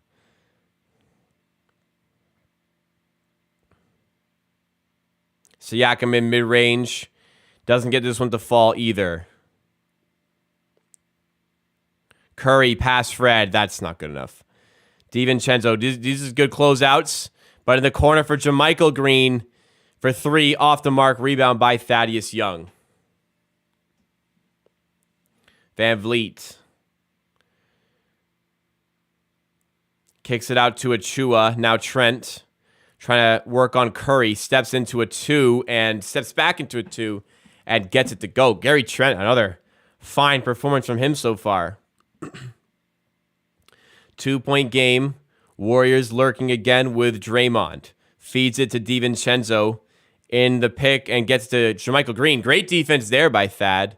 And he thinks it should be Raptors ball. I would agree based on my viewpoint. Let's see a replay here. And I can't quite tell. I believe it was off JaMychal Green's foot, though. Thompson for 3, no good. Fred can literally, all Fred can do is play good basketball, but people still want to shit on this guy. Thaddeus Young. Backing down DiVincenzo. Spinning off with the left. Okay, Thad, we see you. Tying it up again at 62. That's getting paid. I mean, he's making enough money here. Curry on the logo. Gets it to Thompson for 3. Feeds inside to Dre, who misses the layup, but he's fouled by Precious Achiuwa. Fred is literally playing well. I don't know what to tell you guys. He's playing, I mean, he could be playing better, but 5 for 10 from the field, 3 for 5 from 3, 14 points. I mean, that's fine. 3 turnovers are not good, but for a guy who's been retaining the ball so well lately, these sort of games can happen. Yeah, Fred is expected to sign with Clutch Sports for whatever reason. He dropped his last agent. I'm not sure what's going on there. No idea. But I don't think anything. A player changed their agent ahead of a new contract. Like, that's not crazy. Fred, full court, nearly got it. But that will end off the first quarter. Raptors down by 1. 63-62 here. We just got the update now. OG Anunoby will not return. OG Anunoby's out for the rest of today's game. That, right before trade season, is no good. All right.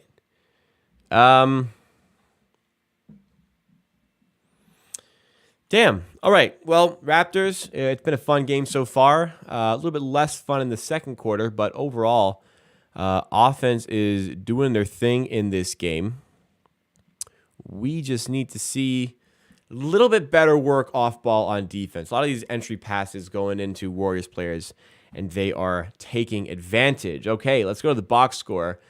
Full transparency. It's pretty ugly for a player. Siakam is 3 for 15 here. He's had some shots from out. 2 threes go in and out, but it is what it is. It's a 3 for 15 game. 8 points, 4 rebounds, 2 assists. We've seen Siakam struggle in games and take over second half, so hopefully better from him, but we know he can definitely give us more than that. Scotty Barnes is 5 for 8 with 12 points, 4 assists, 4 rebounds. Lovely game from Scotty Barnes so far. No turnovers as well. Van Vliet shooting the ball pretty well. 5 for 12, 3 for 7 from 3. Those are averages you can accept for Fred Van Vliet.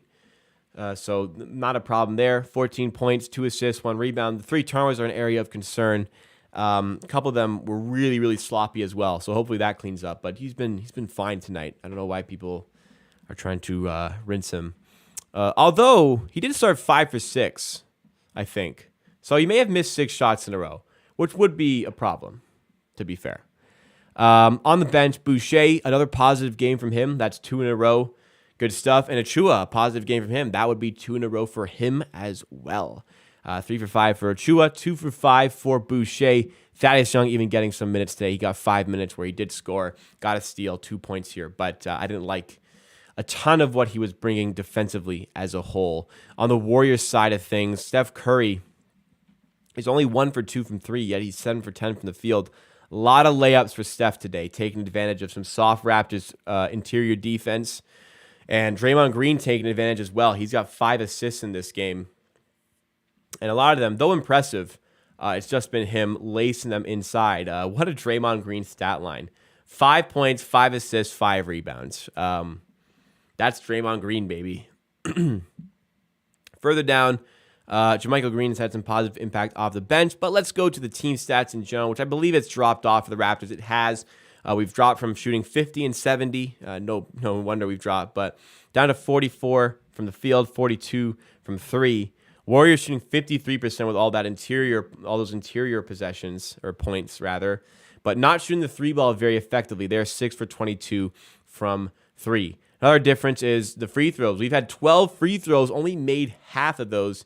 Got to clean that up in the second half as well if you want any chance of winning this game. And here's the stat I have not been impressed with. 38 points in the paint for the Golden State Warriors. And the Raptors turn the ball over more than them, even though they have a lot of turnover merchants, Jordan Poole in particular.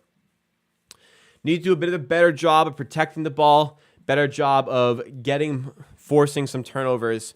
and defending the paint are going to be the areas where the Raptors need to see some differences if they want to overcome what the Golden State Warriors are going to be throwing at them for the duration of this game. Okay. Left wrist sprain, initial x-rays were negative. He'll go further test tomorrow. All right. Could be worse. Could be a lot better, though, of course. So yeah, I don't think Siakam is really taking anything out of rhythm. I don't feel like it's like Siakam to force things. He forces things. He's good at it still. I'm sure some of it. I'm sure he'll come out firing in the third quarter here. But 15 is quite a lot. But this is your best player. I think there was a little bit of him frustratingly trying to shoot out of it, creating at the rim, but Warriors defense has been there on him today. That being said, still 62 points for the Raptors in half. Not bad here. We'll see how they make adjustments for the third quarter. If it'll be anything different from Siakam, maybe a little bit more passing based, trying to draw those doubles. We'll see. We'll see. Holder Axe, what's going on? Amateur Army veteran, thank you for joining. Okay, halftime here. I'm going to go to the bathroom, take a second here. What's Sky's stat line? 5-5. No, that's OG. That's Draymond Green. Barnes is 12-4-4 with 5 for 8 shooting. That was his.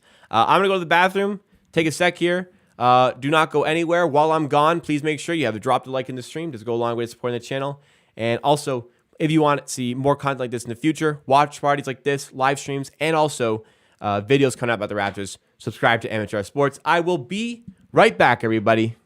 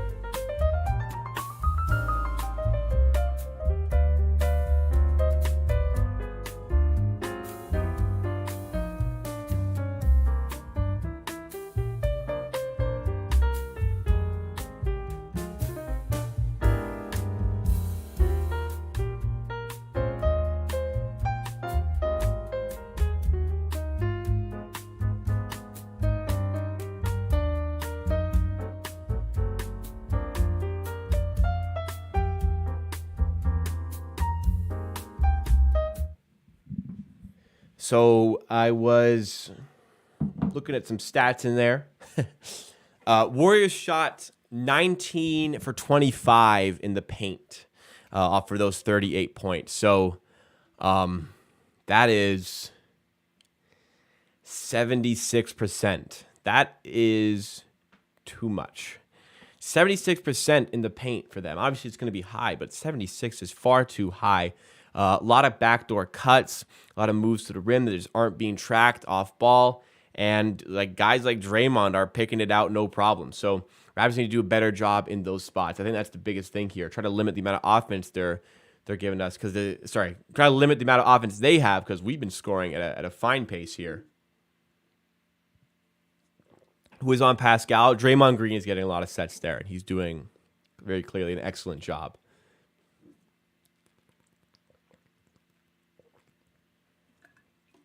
Well, Steph is 6 for 8 on 2. So if it's working, he's going to keep doing that. Raptors got to make adjustments. But like I said, the season is vibes. The game is vibes.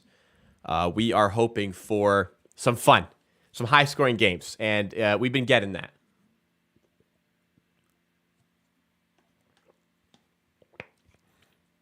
What's everybody got planned for the weekend? What's everybody got going on? Didn't they play Coloco? He'd just get run off the floor. They're like a 5-out offense. Coloco is not a great perimeter defender. If they get him on the perimeter, they're gonna torch him. They're gonna pick on him in a pick and roll. No pun intended. They are going to hunt him down. I don't think there's a right spot for him. Milan play at 6:30 on Sunday.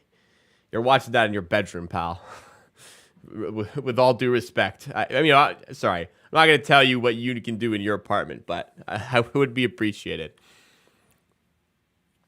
Thank you, G. There's just certain games that Coloco, from a matchup perspective, works. In this situation, it's just not the right spot. I think they would kind of torch that. Should Nurse play Wieskamp? I'm not sure he's here. I'm not sure he's on the bench today. Let's check the box score. He is not here. He's not here.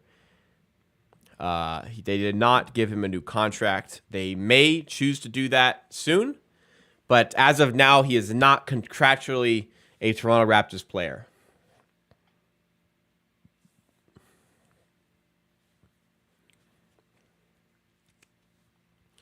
Messiah Body kind of look depressed. They always just kind of look mean mugging. Gary pressing the X button. Is that the steal button? Or is that triangle? What's X? Isn't X pass? You're saying he's passing too much? 0 assists? Who do Milan play? Oh, X button on Xbox, which is square, which is... I don't know what that is. I don't play 2K anymore. I play Sassuolo. Should be a dub.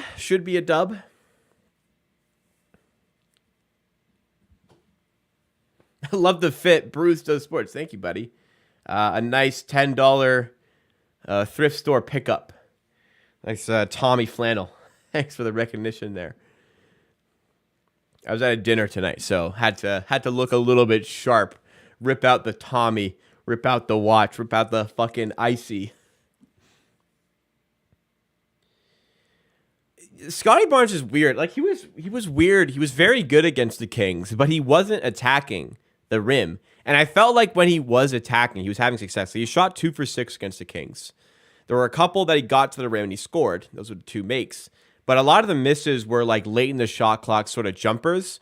But like I felt like the Sabonis matchup appealed to him really well. Like Sabonis is not a good defender, but he was happy to be passive and he played great. He had 10 assists. He was great against the Kings, but it was a little bit strange to see his sort of decision making there. And this is not a problem. The Raptors not get like Skylar's only shooting 6 times. It's okay. They won by like what 29 points or something. And so, or was it 115-96? Was it 19 points? They won by a lot of points. It is okay for a guy to recognize the situation of the game and help the team win. He can be Ben Simmons on steroids. A solid comparison.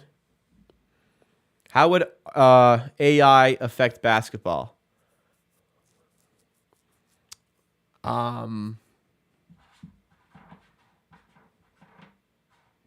I guess artificial intelligence could be used to take advanced analytics, plug them into a model to churn out the best ways to maximize lineups.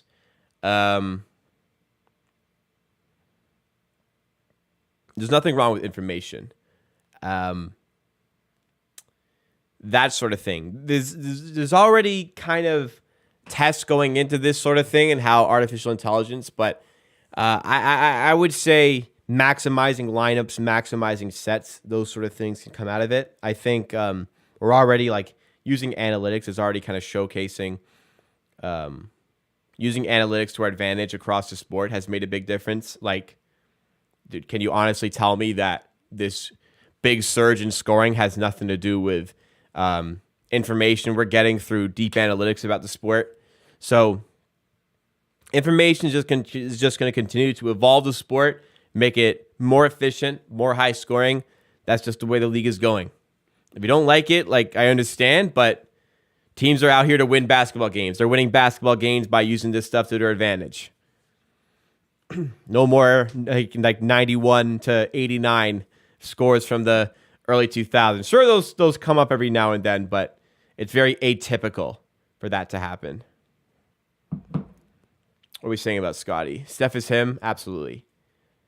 Few breakdowns defensively. Your style play is very tiring. I don't know. These guys play 40 minutes a game and operate at a high level, so I don't really know how tiring it is. Scotty value winning, unlike the Rockets, who take numerous bad shots. Well, Jesus Christ, they're Rockets are a tough watch. Jalen Green and KPJ. You know who's not a tough watch? Alperen Şengün. That guy is the truth. That guy is the truth. I don't like the Rockets head coach, and Rockets fans hate the Rockets head coach. KPJ and Jalen Green just have the green light to do whatever the hell they want, where everybody sees it, that the team is better when they run through Alperen Şengün more. It'd be okay if Scotty develops in Draymond. Plus, I agree that's setting the bar a bit too low. He can do more than that. We are back for the second half here. His key to aim for the foul line, he's near unstoppable. Sitting in the middle of his vision and decision makes him deadly.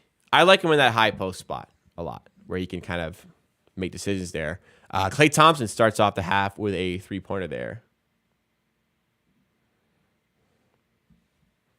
We ain't ready for the third season, Scotty. We'll see. All right, back in the game here. Raptors nearly turn it over, but they will keep the ball. 8 seconds to go on the shot clock as the Raptors are down by 4.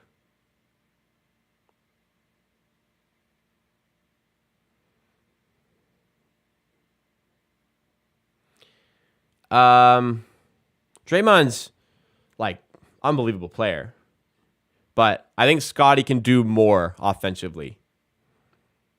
I know he can. Achua to the rim, doesn't go, gets his own miss, and throws it down easily.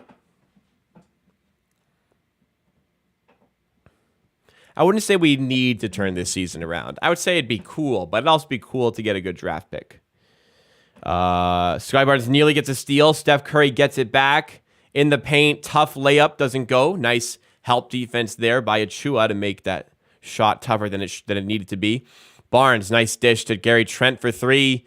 Ooh, that's one you kind of just expect him to hit. You know what I like? I'm at the point right now. Fred for 3, doesn't go. Tough shot there. I'm at the point where when it's kicked out to Trent and Fred VanVleet, like I expect them to make it now. Like a month ago, I was just, they're not going to make it. But now, like when that's, Gary missed, when it's kicked out to him for catch and shoot, I expect it to go in. It's fun to have that peace of mind on your shooters nowadays. It's weird though, when they were playing like shit, we were winning. And since they've been playing well, we're not winning. Because Fred's been great the last month, and we've fallen off a wagon the last month. But when Fred was playing like shit, we were 500. I don't know.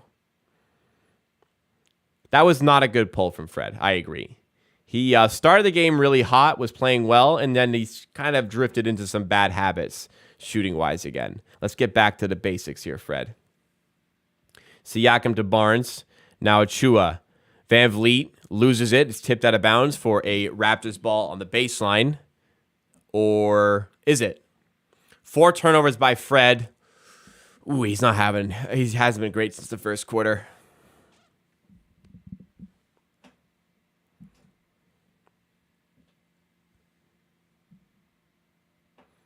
Curry to JaMychal Green. Now Klay Thompson. Out to Curry again, defended by VanVleet. And VanVleet earns one back, gets the steal there. After he takes it away from Curry, it's out of bounds for the Raptors, who get it going quickly. Scotty Barnes forward. Gives it to Trent. Now Siakam switches around to Van Vliet, who gets past the screen. Ooh, had Siakam. I don't know if it might have been forced there. Gary Trent for 3. This one doesn't go.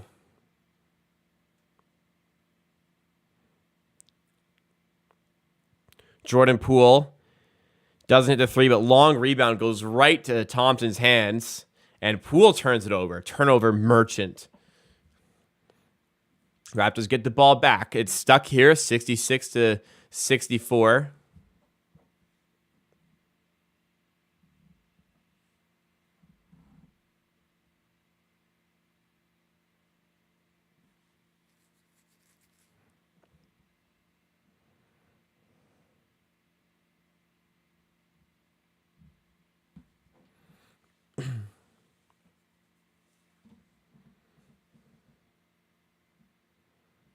The team has just been unbalanced. I agree. Nice feed by Fred and nice cut by Achua, who throws it down. And Steve Kerr was pissed. Like, he called a timeout. I swear he called a timeout before Achua even made that shot. But Kerr was not happy with that possession. Please drop a like again on the stream if you guys have been enjoying. It's Friday night. If you're enjoying the content, you're hanging around, the least you could do is take a second out of your day to drop that like. And if you've really been enjoying the content, please also make sure to smash that like or that subscribe button and get involved with the content on this channel. Would really, really appreciate that.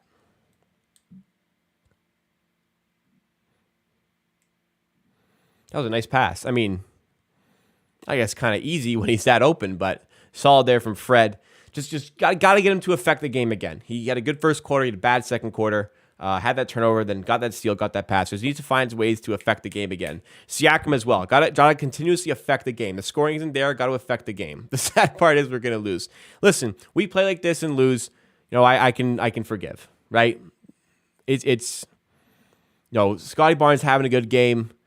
Gary Trent having a good game. It is what it is. Is game to go down to wire?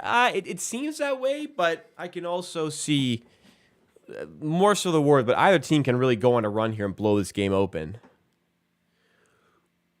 I've seen the sources. Yeah, yesterday's video was about OG on this channel. If you want to hear my thoughts on that, but ultimately, I'm still like, bro, if you can get 3 firsts for OG, I love him, but 3 firsts, and you can get maybe a shooting guard or a center for salary, like, I don't know. I'm like, sign me up. I would do that. Would you guys not do that? 3 firsts, man. That's a lot. And if it's a guy who doesn't want to be here, which we'd have no verification over, like, that sounds pretty goddamn good to me. They're to trade OG. Why would they risk injury by playing him? Nick Nurse is not in charge of trades, first of all. Second of all, we don't know if we're going to trade him. Like, a guy's going to play. What if you don't trade him? Then you go, just kidding. We couldn't find a deal for you. Can you come back and play now? Like, you can't stop playing a guy. If he's genuinely unhappy, like, we can't give him a bigger role. That's what I'm saying. We can't. Like, you see Siakam, you see Barnes, you see Fred, ball dominant, deservedly, and just still complains that Barnes doesn't get the ball enough. Like, we can't also get OG involved. And we've seen OG trying to handle the ball in mid-range. It's not his game. It's okay for that not to be his game. But if he wants that to be his game, then respectfully, you can try and do that somewhere else. I'll take 3 first-round picks. And I love OG. I think he's an elite player, an elite role player. But he wants to be more. I understand, but I don't think we can give him the role he wants. But we don't know. We don't know how he's feeling. Achua to Trent. Back to Achua. Back to Trent. Gary Trent gives it to Siakam. Klay Thompson defending Siakam, who attacks the paint. Circus shot. Drops for Siakam. And probably should have gotten a foul there, but no and one. But we'll take the make for Pascal. 4th make of the game. Siakam taking a lot of shots too. Not been his night. And a travel call by travel on Thompson. Lots of turnovers being forced by the Raptors. Much better third quarter from that standpoint. Didn't the Timberwolves give up technically five firsts for, yes, 4 firsts plus Walker Kessler, who was their first round pick, who, by the way, might make all rookie first team. Siakam again in the paint, shimmying and scoring. 4 firsts plus Walker Kessler, a really good player, it seems, who was a late first, but technically 5 firsts, as Curry gets to the rim and finishes there again. Fred struggled. I mean, who's not going to struggle defending Curry, but he's really blowing by him a little bit too easy on that point of attack. Matt Devin's saying the same thing about Say, but Scotty gets called for that. I think that's a foul. But there was the same contact on Siakam other end that's not called. A little at the rim bully ball. I agree. But he wants to do more. He wants to be more.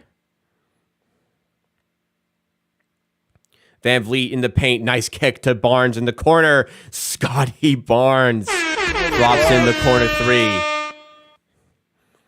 He's made 2 threes tonight, and the Raptors lead by 4. Raptors playing pretty well. Another cut to the rim, and Clay finishes easily. It looked like it was Siakam's guy. There seems to be some confusion there, but man, how many of those are they going to get today? They've got 23 assists. Good God. They've got 23 assists on 29 makes. That's absurd, man. We have 14 assists. Siakam stepping back in mid-range. This one doesn't go. Okay, that felt a little forced. Draymond Green the other way, feeds it to Curry, who kicks out to Poole, who kicks it to Thompson, who does not hit in mid-range. Achua bringing it forward. Get a ball handler. There you go. Siakam on it. Now Fred.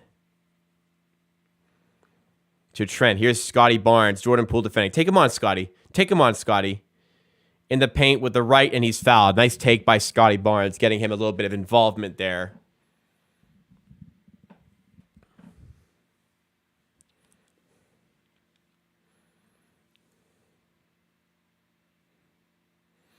I'm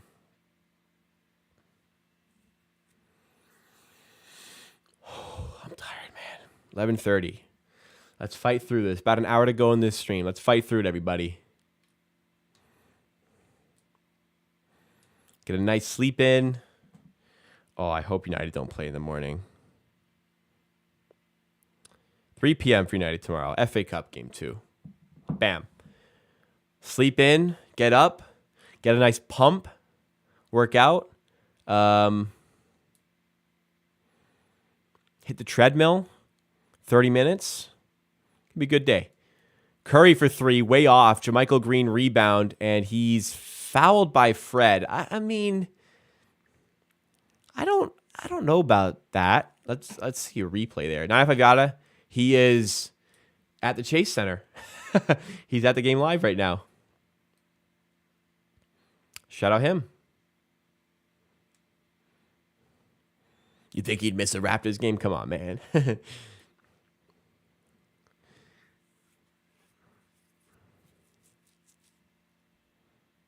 Yeah, I'm noticing. I think the matchups are here for Scotty Barnes. He has 9 shots, 17 points. You know what? Give this guy the fucking ball, for real. Who's my penalty team? I am a Manchester United fan. I've got Man United tattoos on my arm. You can't see them right now. Fun team right now. But been like that since I was 4. Gary Trent puts it up with his right. Can't get it to go. Raptors lead by 2, and here come the Warriors the other way. Draymond Green to Curry, and he nails the 3. Yeah, I'm starting to see a little bit too much Siakam. Too much tonight. The matchup is tough. Draymond Green's a good defender, but we've got Scotty Barnes in favorable matchups. Poole can be a liability for sure.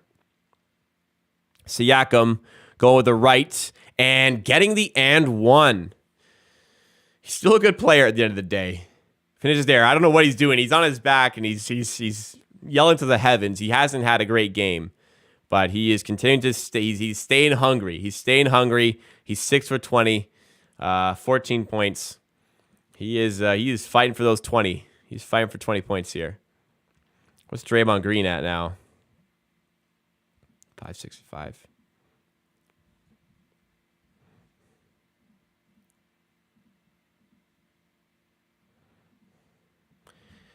Siakam's only free throw is good. Completes that 3-point play. Where they went tonight? I don't know. They might be in bed. It's a bit of a less of a crowd than normal. That's okay. It's late. It's Friday night. Draymond Green misses. And rebound by Van Vliet. Here's Scotty Barnes to Siakam. For Trent for 3 in the corner. And what did I tell you guys earlier? I can actually trust a Raptors player to hit a catch-and-shoot 3. Gary Trent is doing that. Nails it again. If you guys are enjoying the content, though, help us get some more people in the chat, in the stream. Make sure you have given a like. If you're watching, take a second out of your day to hit that like button. We have 52 likes, 88 people currently in the stream. Let's make a run for 100 today. Van Vliet, defended by Curry, lose it again. Tough. Thompson at the rim and defended by Siakam and one. Klay Thompson a chance to tie up the game here. I very much want to see an agreement, to keep Trent. Like, is he not exactly what this team needs? And he's 23. I want to keep him.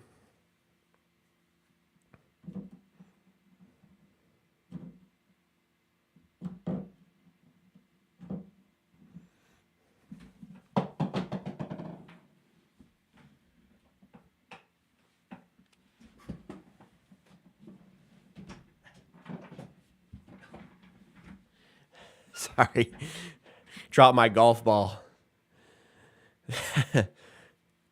Gary Trent to Van Vliet. Tie game at 81. Siakam take on DiVincenzo. Kick out. Okay, tough shot by Siakam. Okay, we ain't need that, Pascal. We ain't need that one. That's a bad possession. Curry attacking the rim. Oh my God. Scotty Barnes obliterates the ball on the block. Van Vliet other way, doesn't make it. Achua put back, gets that to go. It's my little M&M's ball. I got it in Vegas. See him?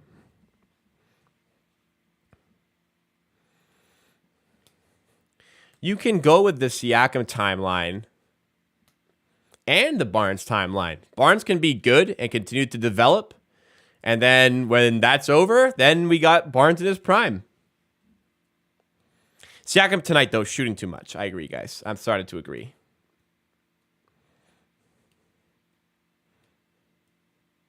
Curry steps into a 3. Doesn't go. Rebound by Boucher. Yeah, Scott's got to get more involved. We got to get him more involved. But they're clogging up the paint. Siakam again, going up with the right, doesn't get it to go. Thaddeus Young rebound. I mean, that's a good look. Boucher for 3, no good. That was a good look for Siakam, but it's just a lot of these compounding. Kuminga to Curry, flips it inside to Looney, who ties it up at 83. Siakam's only at 89. He should be like, what should he be? Probably like at least a 90. I would think like 91 the way he's playing. I don't play 2K enough to really know. Van Vliet to Siakam for 3. Doesn't go again. Boucher can't tip it in. Like, would I rather have a Siakam second option? Sure, but it ain't exactly easy to get a player as good, if not better than him. Like, it's just so hard to do that.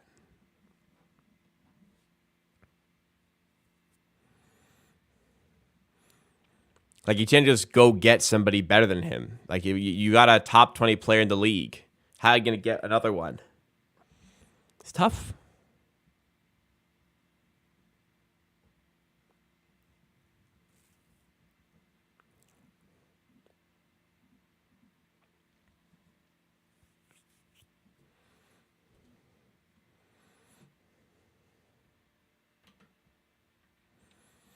Yeah, I think Siakam's game is the game for him has gotten a lot slower this season as Looney misses the free throw there.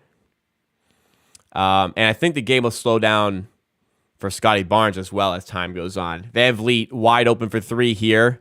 Gets it to go. There we go. Fred Van Vliet, that's his first make, I believe, since the first quarter. He is 6 for 14. 4 of 8 from 3. Looney to Kuminga, who hits from the corner and responds immediately to tie up the game at 86. 2:45 to go. And Nick Nurse wants a timeout to talk this one out. I think the Golden State Warriors could be doing more with the regular season. I don't think that take is off. But I also don't think they're playing very poorly here.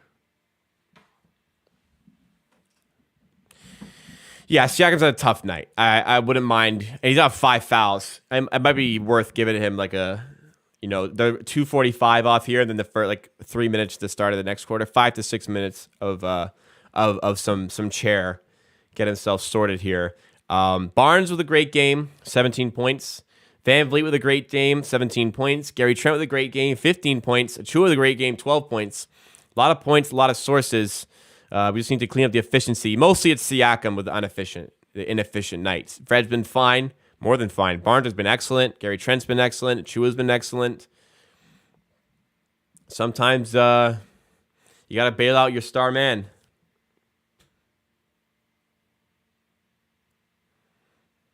Just not his night. I know. We can hold him accountable for the way the game is going, but it doesn't mean he's a bad player.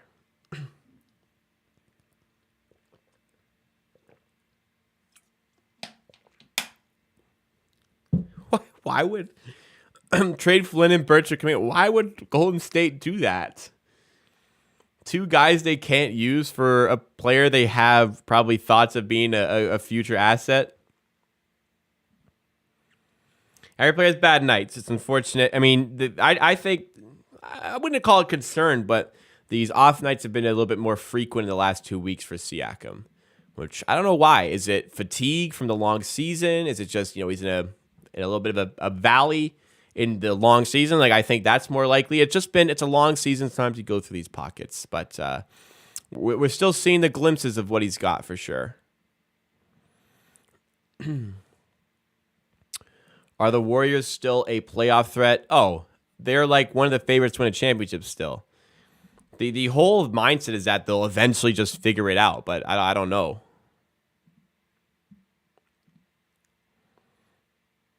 Bam, I don't believe Bam Adebayo is available. I mean, again, with Siakam, he had those 2 threes early on, rim out. Does that change his game? I think so, if those go in. These sort of things happen.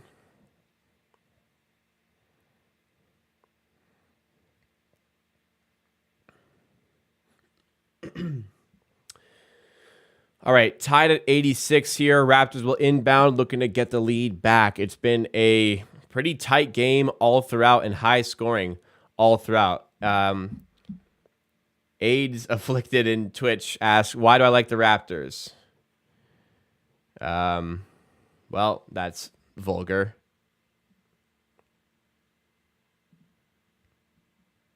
I'm from Toronto, so that's why I like the Raptors. But yeah, that's bannable. Goodbye. Sorry, Twitch chat was acting up there. Curry outside to Kuminga, and he hits another 3. Thank you so much, Jay Conda, for a second super chat of the night. Appreciate that. Let's go, buddy. Super grateful for the super chat. And let's get a Raptors win for you. Darius plays guys too many minutes. Bro, I always say, have you seen our bench?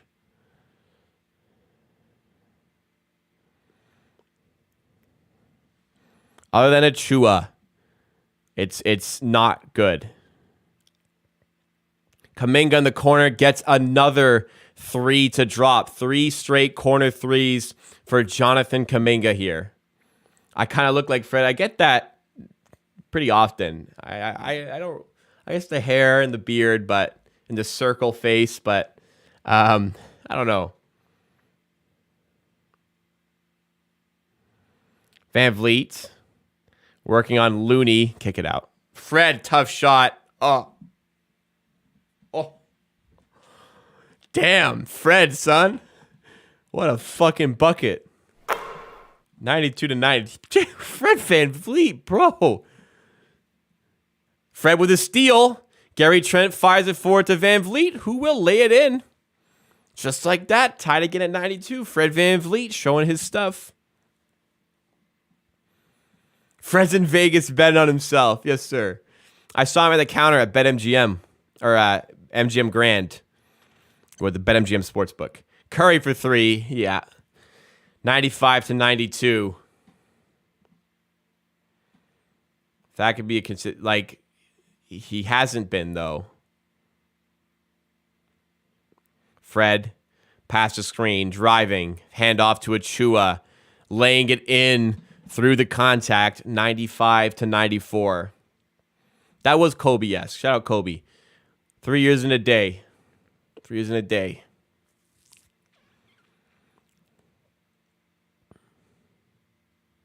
Curry, one-on-one with Fred.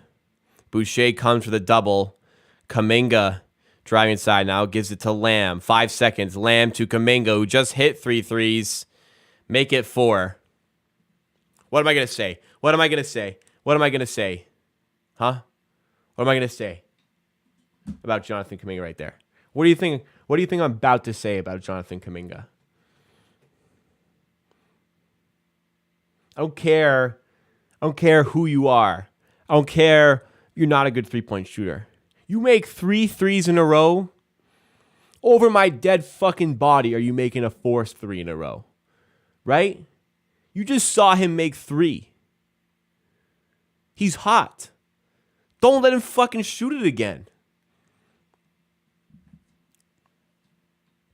Not a lot not a lot of NBA plays get me boiling like that. But leaving a guy open who is hot, the hot hand, so obvious. All right. Let's talk about what we've seen so far in this game. So, yeah, it's not Siakam's night. It's very apparent, very apparent. He's 6 for 23, 15 points. Further down the list, OG came out injured, did not get a make today, unfortunately. Scotty Barnes is playing excellent. Want a little bit more involvement from him. He's 17 points, 4 assists, 4 rebounds.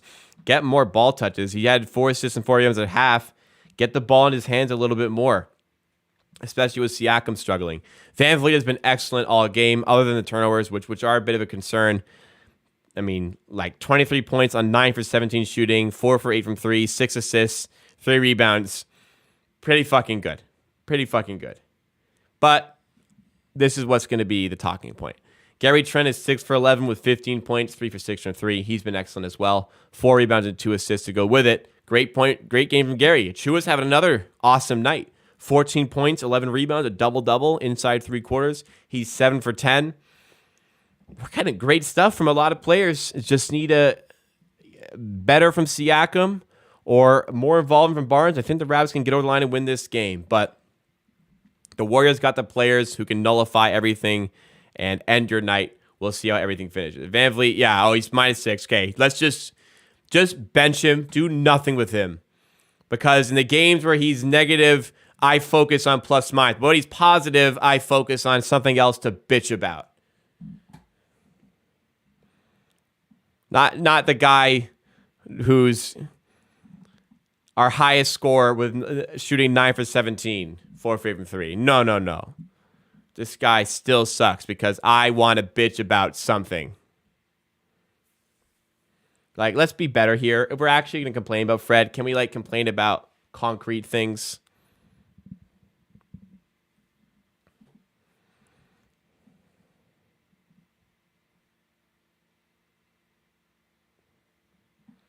We're not trading for Bam. I can't even give you a hypothetical there.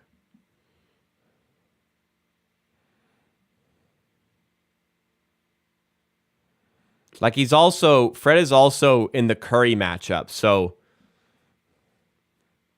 It's not, the Raptors are losing by 4. It's not crazy that Fred is slightly like a -6 defending Curry all night. It's not the be-all, end-all of statistics. All right, Scotty Barnes, and he's called for the travel.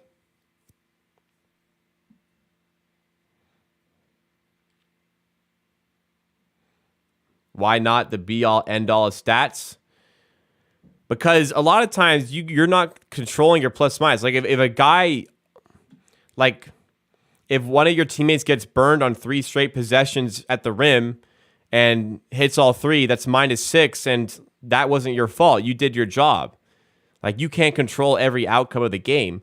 I think consistency on plus minus is a stat worth noting, but from a game to game perspective, it's not everything. It's not nothing, but it's not everything. It's not as simple as if he doesn't play, the Raptors are winning by 2 because he's a -6 tonight.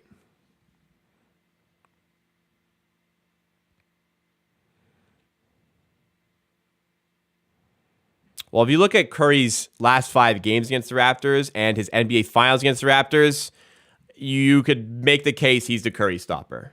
Context matters. Yes, that's what I'm saying. But for Fred, everything is taken out of context because there's a rational hate towards him. What makes him look bad the most today? That's what we need to point at.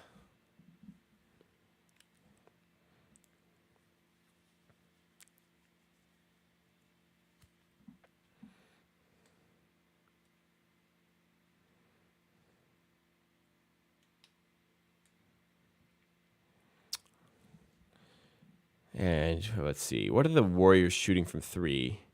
The Warriors are 13 for 34 from 3. So, I mean, that's not great. So, as far as giving up the open 3, those Kuminga ones really boosted that late. Like, it's not as if we're like they're just killing us from 3 tonight. Do you like Scotty shooting 3s? I like him open catch and shoot 3s sometimes. Thompson comes away, contested 3 there, and gets it to go. Scotty, a few times a game, wide open catch and shoot. Like I in rhythm, I want a guy to get better, right? 101-94, largest lead of the game for Golden State. Raptors got to fight back. Achua feeds Boucher, and it's tipped away by Draymond Green there.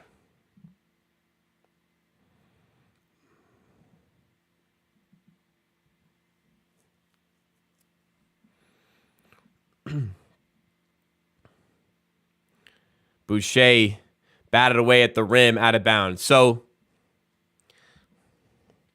Fred being on the bench doesn't have a ton of bearing on this being a bad stretch for the Raptors. But if it was the opposite and he was off and we were playing well, then the conversation would be, look how much better they are without Fred. But you won't hear anything about this stretch when they're not playing well with him on the bench. I'm not saying they're not playing well because he's not on the floor. But if it was the opposite, that'd be the talk of the town, man. They're generating some momentum here.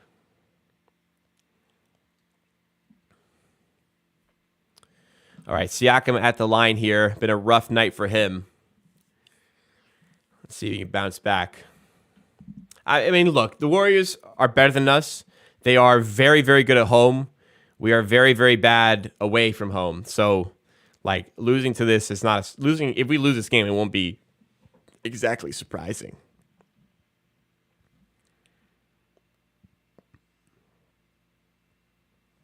Siakam at the line for the second free throw. Raptors free throws have not been falling today. First one for Siakam is no good. Second one is nothing but net. A lot of positive things. Like, you know, we've really given up on being good at defense, but a lot of guys, like a lot of different players showing out. Chua playing well, Boucher playing well, Trent playing well, Barnes playing well, Van Vliet playing well.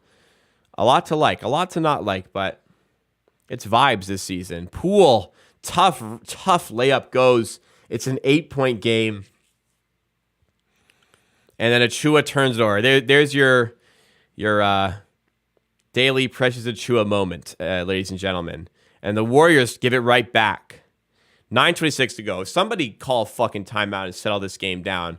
Fred VanVleet checking back in. Warriors went on a run with him on the bench. We'll see what he can do to recover. But he's been a -6. If we just take him out of the game completely, it's only a 2-point game. What a shame. OG landed hard on his wrist. Did not return. Sprained wrist. Further evaluations tomorrow. Didn't look good. Didn't look good. I will say that. VanVleet to Barnes. Barnes actually getting some perimeter touches finally. Feeds Siakam. Nice play. And a blocking foul. And one for Siakam. I feel like he only scores when it's an and one right now. Siakam makes it a 6-point game. Chance to make it 5. Remind you guys, if you are enjoying the content, please make sure you have hit that like button. Hit the like button. Support the content. Help get us to as many likes as possible to get on some more recommended pages as this game potentially comes down to the wire.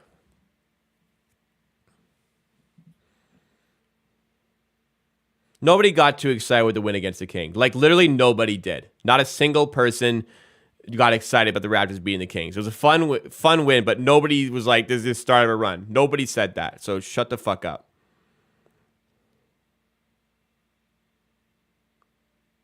Poole to DiVincenzo.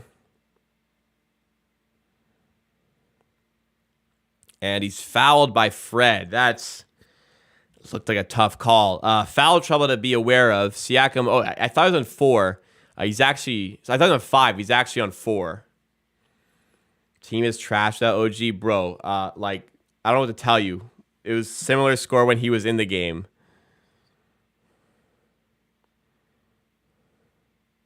They're trash with him, with all due respect. Kuminga at the rim. Got the pump fake and got it to go there.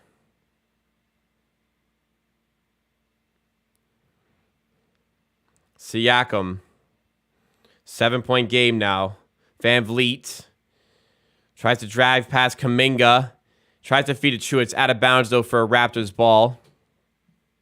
105-98. Fred is calling the play here. Let's see what the Raps come up with. 8 seconds to find a shot.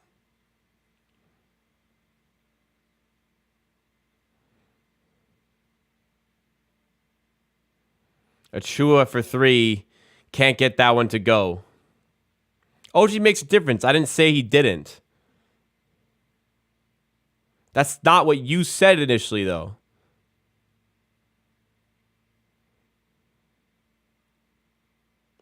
Draymond to Thompson. Misses the layup.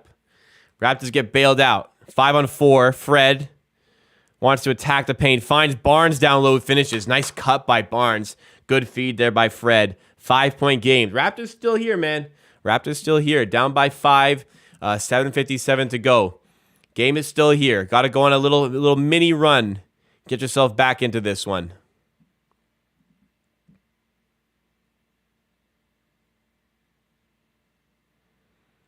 Well, it's just overblown, out of proportion statement. Reasonable reply. Yeah, but I changed what I said before so I can still be right. Team is literally trash, the OG. No, they're not. They're in a similar spot when he was here. Yeah, but it makes a difference when he's not playing.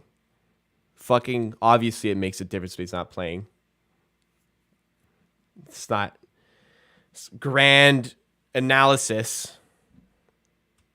Team is worse because starter got injured.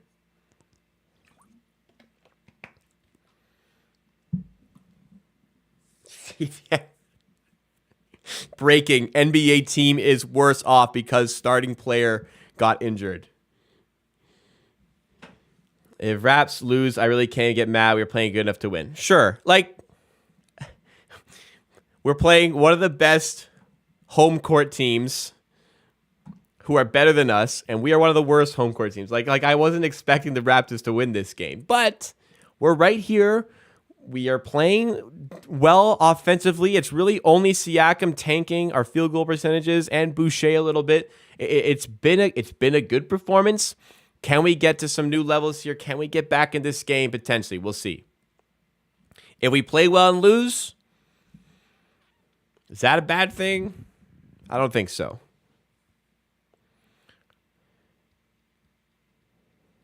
Do you want to deal at the deadline or no? Well, obviously I want to make trades. OG left wrist sprain. We'll see what happens there.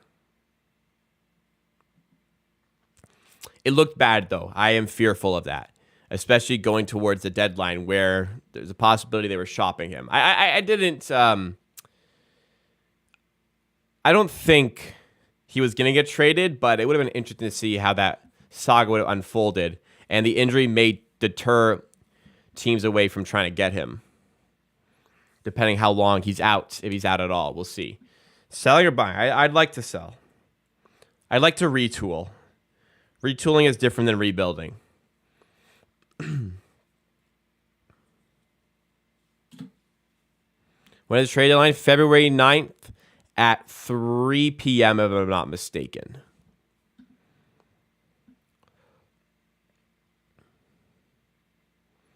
I'd like to keep Gary Trent. I think if you're trying to move a guy, then you should be looking to trade Fred the most. I think Fred's a great player, but in terms of long-term fit, if you can get assets for him, I'm intrigued. DiVincenzo candidate for 3. Raptors can continue the run here. Van Vliet thought about the 3. Instead, will slow it down. Kicks it to Siakam. Let's get somebody else. There you go. Fred. Get Fred on it. Pass the screen. Fred's going to do something diabolical here. Nope. Siakam in the corner for 3.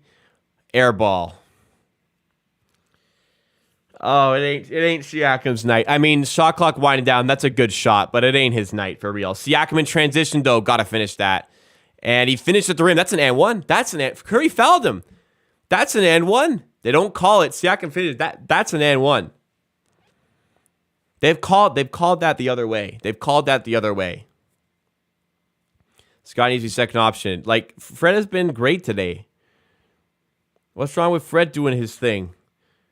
Curry, floater, good. Back to 5-point game. When Scotty was second option, he wasn't playing as well. Fred. Working on DiVincenzo, stepping back for 3. And drills it. Oh my God. Fred VanVleet. What a game by Fred. Barnes is not a focal point of your offense. He's a complementary piece. He's a very good one right now, but we were giving him a little bit too much earlier on. Tonight, I feel like he should get more. Agreed, but whole scope of things, I'm not sure. Juancho misses the layup. Man, we should have tied it there. Juancho, you got to finish your dinner. Thompson for 3. Nails it, and the swings are just like that. Juancho's got a fucking layup an NBA player should hit, and it turns into an open 3. Fuck, man.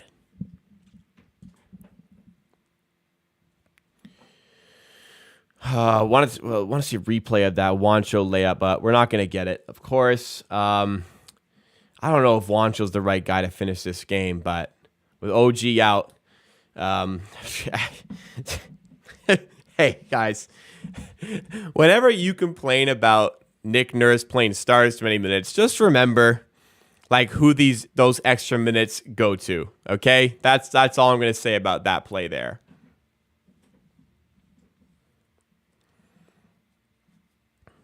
In 2 years, Scotty can run it. Sure. Right now, he's best suited to more off-ball or at least on-ball in a playmaking setting or off-ball in a scoring setting. But, like, him being a focal point shot creator, like, it just genuinely has not seen tons of success this season. That's not disrespectful. It's a second-year player. But he's been operating a lot better recently, looking like better than his rookie season lately. And he's not being force-fed things. Things are coming in rhythm. When you miss one, you should get a 10K fine layup. It's just a swing. That's a 5-point swing. Instead of being tied, it's been now down by 5.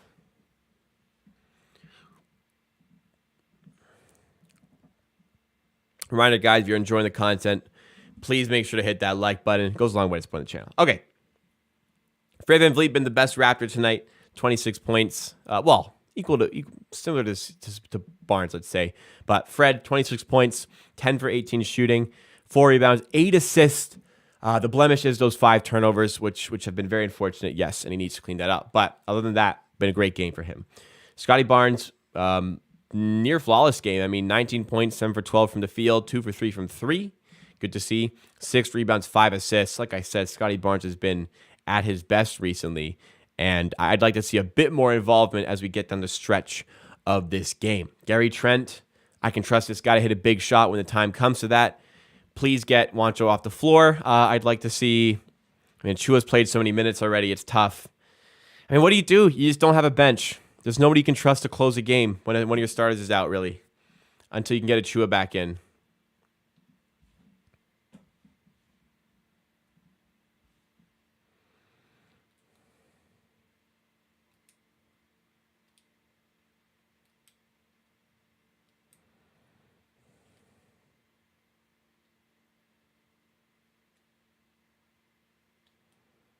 Watch Fred's plus minus. He's a -3. Shut the fuck up. He's a -3.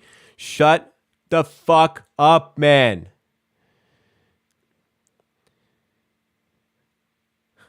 This guy's shooting 10 for 18 with 26 points. Oh, he's -3. We would be winning without. Shut the fuck up, please. Stop cherry picking one little thing to bitch about. See, I joke about this. I joke like, oh, but he's playing, he's outstanding. Oh my God, he's outstanding. Wait, he's -3? Holy, we're 3 points worse off with, like, see, I make jokes about it. People actually do this. People actually think like this. People actually go like, this is what people think. Like, we have fun with, this is genuinely how people think when they watch him play. They hate him so much. They just want something to go wrong so they can complain. All right, Chua goes 1 for 2 at the line. 4 points. This is what gets me heated. This is why I defend him so much, because it's things like this. 4-point game, 5:30 to go. Raptors right in this game. Curry switches to Trent, gets it to Looney, and he scores past Scotty Barnes down low. I love Fred Youngrim. See, this is it. You're changing what you said now because you feel like an idiot. That is different than what's his plus minus, though. That's different. You're changing it. You're moving the goalposts because you feel like an idiot now.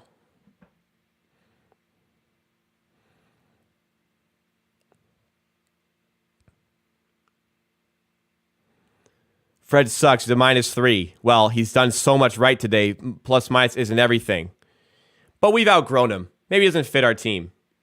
That's a completely different thing to talk about than a guy being -3.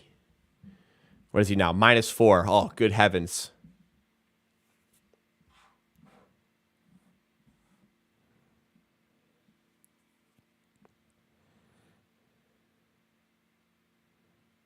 No,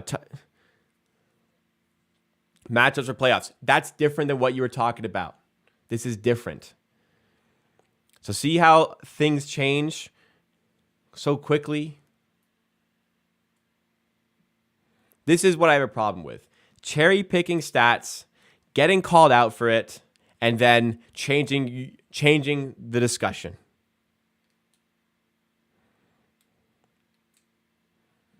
This is why I go out of my way to defend him, because a lot of it is irrational.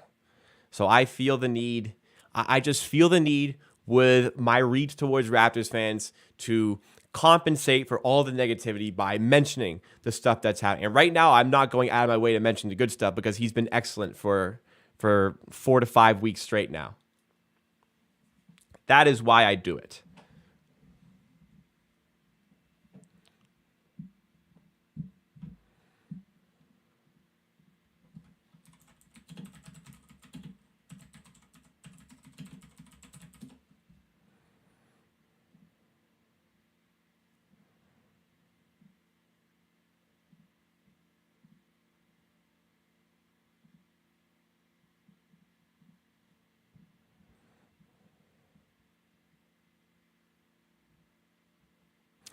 No. See, Jason, it's not that, though. It isn't that. That's the thing. It is irrational hate towards him a lot of the time from people. That's the thing. Your argument should be better. Very well said. It's fine to think he doesn't fit. It's fine. All that's fine. No problem there. Your argument needs to be better. That is the best way to put it. If your argument is matchup-wise, fit-wise, money-wise, you don't like it, valid. If your argument is, oh, he's 10 for 18, but he's -3, you need to be better. Thank you, Grogun, for that one.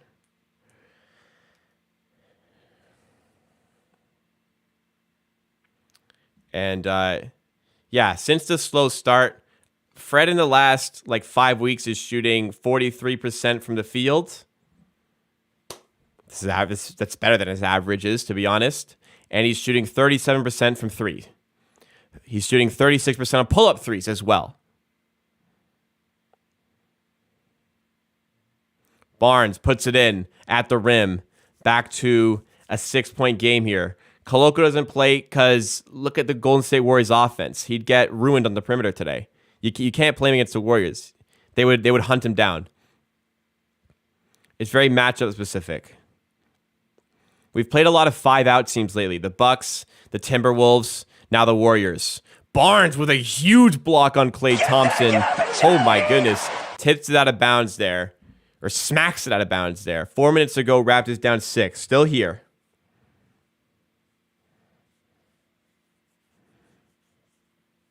Trade Fred for Ty Washington. I am good on that. I don't need Ty Washington. Thompson in the paint. Kicks out to Draymond Green. Shot at the buzzer is no good. Great defensive set there, forcing the shot clock violation. Raptors get the ball down by 6 here. Barnes says, yeah, 2 of those swats at the rim.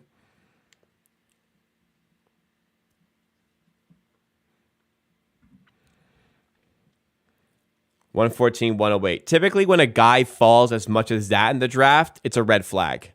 He fell like 20 picks as Barnes throws it out of bounds. Oh, different wavelengths there.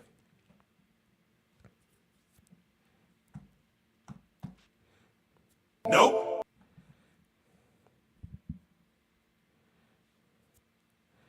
Curry for 3. Jesus Christ, man. Jesus Christ, man. Wonder Doggy, Wonder Doji. Sorry if I did that. Wonder. Thank you so much for subscribing. Welcome to the Amateur Hour Army. Appreciate that. Hope you're enjoying the content. You just subscribe yourself to a Raptors watch party like this for almost every single Raptors game and videos all throughout the week. No stream tomorrow though, because I'm going to be away.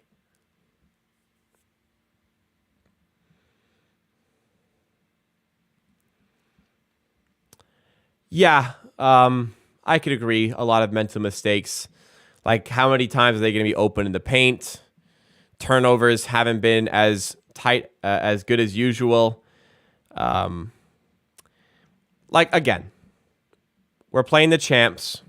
They're not the champs. They're not looking like champs this year, but we're playing Golden State.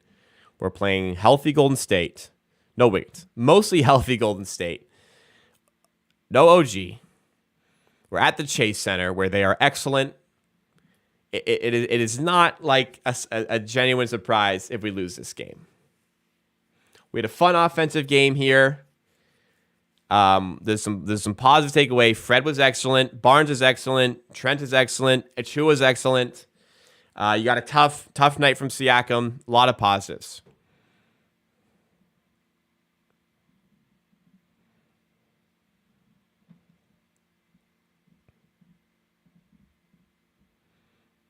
Who we play tomorrow? Portland.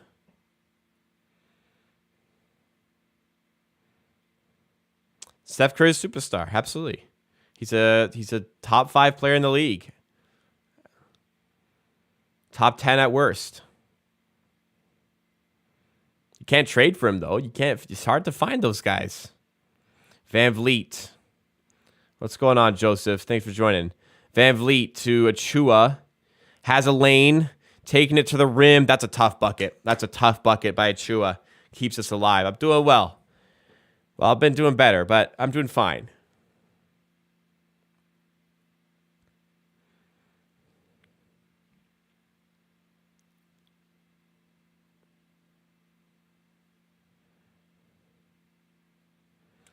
Listen, there's like, is there any player in the league who is stopping Steph Curry like when he's playing like this?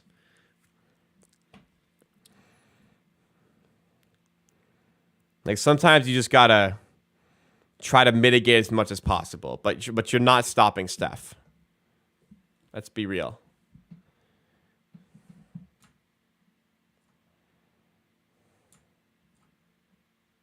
Could have been better, sure, but we're also talking about Steph Curry here. Oh, sorry, I'm seeing swatters and Twitch right now. Fred Hayes out of fucking control. Who are you placing with? Yeah, you got to get a good trade for it to be worth it, or else you're losing a ton of value there. I think fit-wise, like the amount of guys who need the ball, you have to get a point guard, but I think fit is questionable. But to say he's not a good player is just crazy. Anyways, enough on him. I've said what I need to say. Trent puts it up with the right, gets it to go. Another big bucket there. Just gives you a chance. Down to 7, 2:14 to go. Matthew Dellavedova, yeah. Championship incoming. Curry to DiVincenzo. Swings to Thompson. This will be the dagger. Yeah. Can't stop that. I mean, you can't stop that. That was such a good, well-run play. Van Vliet to the rim. Foul. No, but Fred makes it.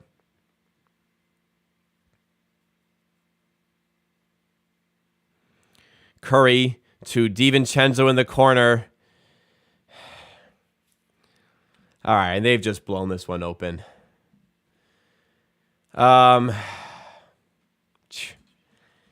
Yeah, there it is. Warriors took over. This game's done. Barnes with the right, puts it in. It's a 9-point game, 1:31 to go. They took over. Like, straight up, they took over. They got the difference maker, Steph Curry, tonight. What are you gonna do?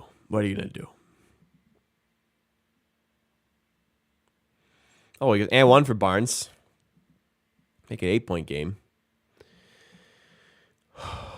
Yeah, the Klay Thompson was game. That DiVincenzo one is just insult to injury, beating a dead horse. Curry, I believe Curry has 33. Green to DiVincenzo, now Curry. To the rim, and he scores again. Yeah, tough scene here. 10-point game. This one's over. Let's just why are we calling timeouts here? This is done. The Warriors took over the end of the game, and they are going to win this one.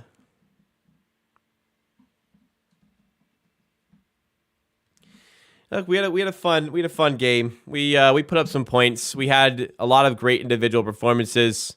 As I mentioned, Van Vliet was great. Barnes great. Trent great. Achua great. You're playing the Warriors at the Chase Center.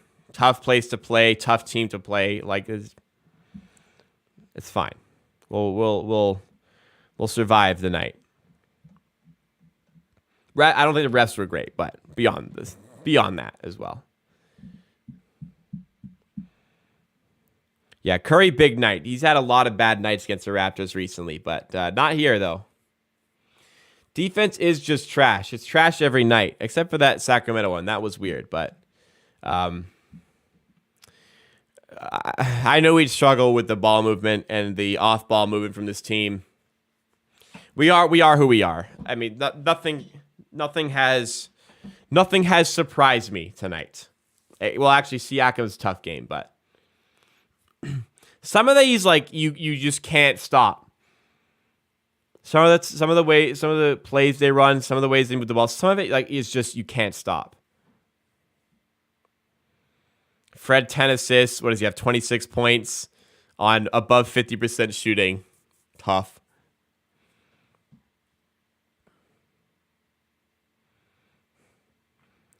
Well, 10-point game. Just please don't score again, Curry. Curry to Draymond to Kuminga to Curry again. Off on the three. Right to Devin. Come on, man.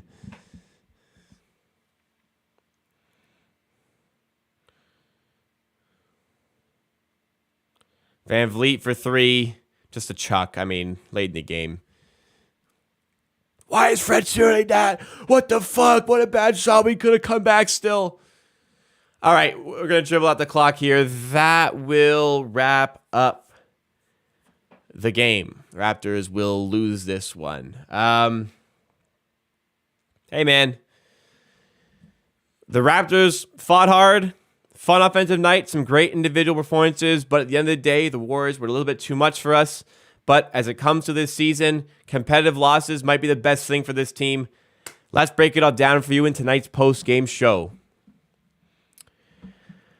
All right, so the Raptors roll into the Chase Center against one of the best home court teams in the NBA, the Golden State Warriors. The Raptors are one of the worst away teams in the NBA as well, so wasn't expecting a win here for the Raptors.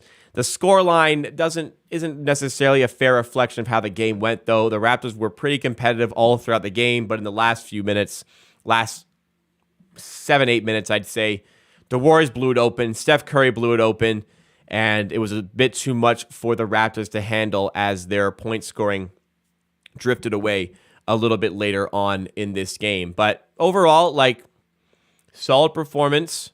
Wasn't expecting to win this game. You know, we have the draft implications that seem to be what Raptors fans are focusing on. OG left the game after only playing 10 minutes. It is what it is. We take it on the chin and we move on. Game tomorrow against the Portland Trail Blazers. But competitive games, solid offensive showings are what we're looking for. It's another game where the defense does not show up. I mean, it's becoming a theme here. We had that one against the Sacramento Kings that just kind of showed what we could be, but this is the type of game that earlier on this season, it was beating me down. Like, we'd have that game against the Kings, and I'm like, man, like they're showing, like, they can be a really good team. We can still be a good team, and then a game like this happens, just goes, no, you're not. Well, I'm beyond that point. I'm beyond the point of having all these expectations about the team. So this one doesn't really affect me as much as maybe some others did, especially when the Raptors play decently well. As I said, one player in particular who did not play decently well in this game, unfortunately, was Pascal Siakam. Been a bit of a theme lately where he's having these off nights where he wasn't having any off nights before. You know, is it fatigue? Is it just a bad stretch of games? Not sure, but 8 for 26 shooting. Yeah, not good. Did fight his way to 21 points, maybe foolishly with the amount of shots that he was taking, but 20 points, 3 assists. We needed more from Siakam, and maybe we get the win. Further down the list, we got some really, really good performances tonight, though. Barnes was excellent, 24, 6, and 5, with 9 for 15 shooting. Hit a couple threes as well. 2 massive blocks go along with it. Fred was probably the best Raptor on the floor tonight. Finishes with 28 points on 11 for 20 shooting. So above 50% shooting from the field. He's 5 for 10 from 3. 50% shooting from 3. 10 assists, he was doing a lot on offense. Excellent game, but the blemish is the 5 turnovers in this one. And Curry really had, despite Fred's good performance, Curry had the better of him in this matchup. But if you're gonna pick on Fred for the way he played today, just stop. Check yourself because he was excellent. Yeah, he's minus 10. I get that. The Curry matchup makes that difficult. Plus minus isn't the be-all, end-all stats. But if you're just out here looking for things to complain about with Fred, which a lot of people are going to be doing, feel free to just fix it on that one thing. But you actually watch the game, you know Fred had a good game. Gary Trent, also a solid game. 17 points, 7 for 14 from the field, 3 for 7 from 3. Solid game. What I was saying earlier on is that I am enjoying the fact that now, if Gary gets a kick out for a catch and shoot three, I kind of trust him to make it. I believe, like, I expect him to make it. Whereas earlier on in the season, it was like, oh, please hit this, please hit this. But beyond that, Achua also great in this one. 17 points, 8 for 12 from the field. He has really, really taken a turn for the better recently. 17 points, 11 rebounds. He's been great. And further down the bench, I mean, Boucher wasn't great. He started fine, but he shoots 2 for 9. Thad wasn't great on defense here. Hernan Gomez doesn't give us much. And people wonder why Nick Nurse plays starters so many minutes. Because this is like the caliber of your bench. It's pretty straightforward as it comes to why the starters play so many minutes. Thank you so much, Phoenix, for the super chat. All I expect is fun, close games that we lose, and we got it today. Thank you so much, Phoenix, for the super chat. Always coming through with some great basketball discussion. Very grateful for the extra support with that super. Appreciate it, man. All right. Going to the Golden State Warriors side of things, yeah, Curry had a great game. 35 points, 11 assists. When he's in this sort of mood, he's very, very tough to start. Raptors gave him an edge early on, a lot of open layups. Paint defense was trash. Off-ball defense was trash.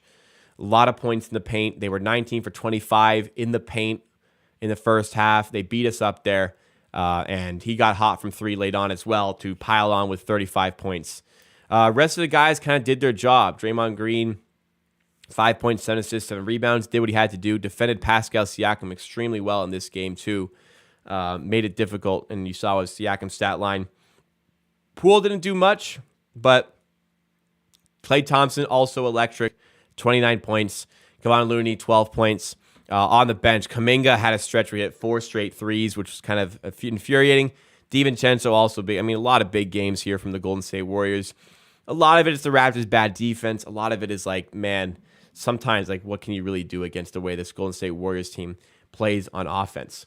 Let's go to the team stats here. Raptors started the game extremely hot from the field. It cooled off as the game went on. They ended up shooting 46 and 36. To be honest, like solid numbers for us, but they shoot 56 and they shoot 42% from three. That picked up a lot late in the game. We were defending the three ball pretty well earlier on until Kuminga hit all those shots, until Curry hit all those shots, which blew the game open. Because the scoreline doesn't reflect how the game went. It was a very close game all throughout. They just blew it open late, as I mentioned. Rebounding, Raptors do a good job rebounding the ball on offense. Didn't do a good enough job really putting those back in overall. Turnover-wise, we ended up forcing more, but 10 is still a little bit too many for us to commit. You still win that sort of battle. It's just they outshoot you. You got yourself involved with a shootout against the Golden State Warriors, and it got to the point in the game where you couldn't sustain the pace anymore, and they end up winning the game. It kind of is what it is on that one. You play one of the best home court teams in the league. You play a good offensive game. They get the better of you. Nothing to really freak out about, especially with the way the Raptors are positioned this season. So 22 and 28 in the season. That's the second of this 7-game road trip. 5 more games to go on the road trip, including a back-to-back. It's going to be a tough back-to-back, traveling to Portland for tomorrow's game, going up north to play them.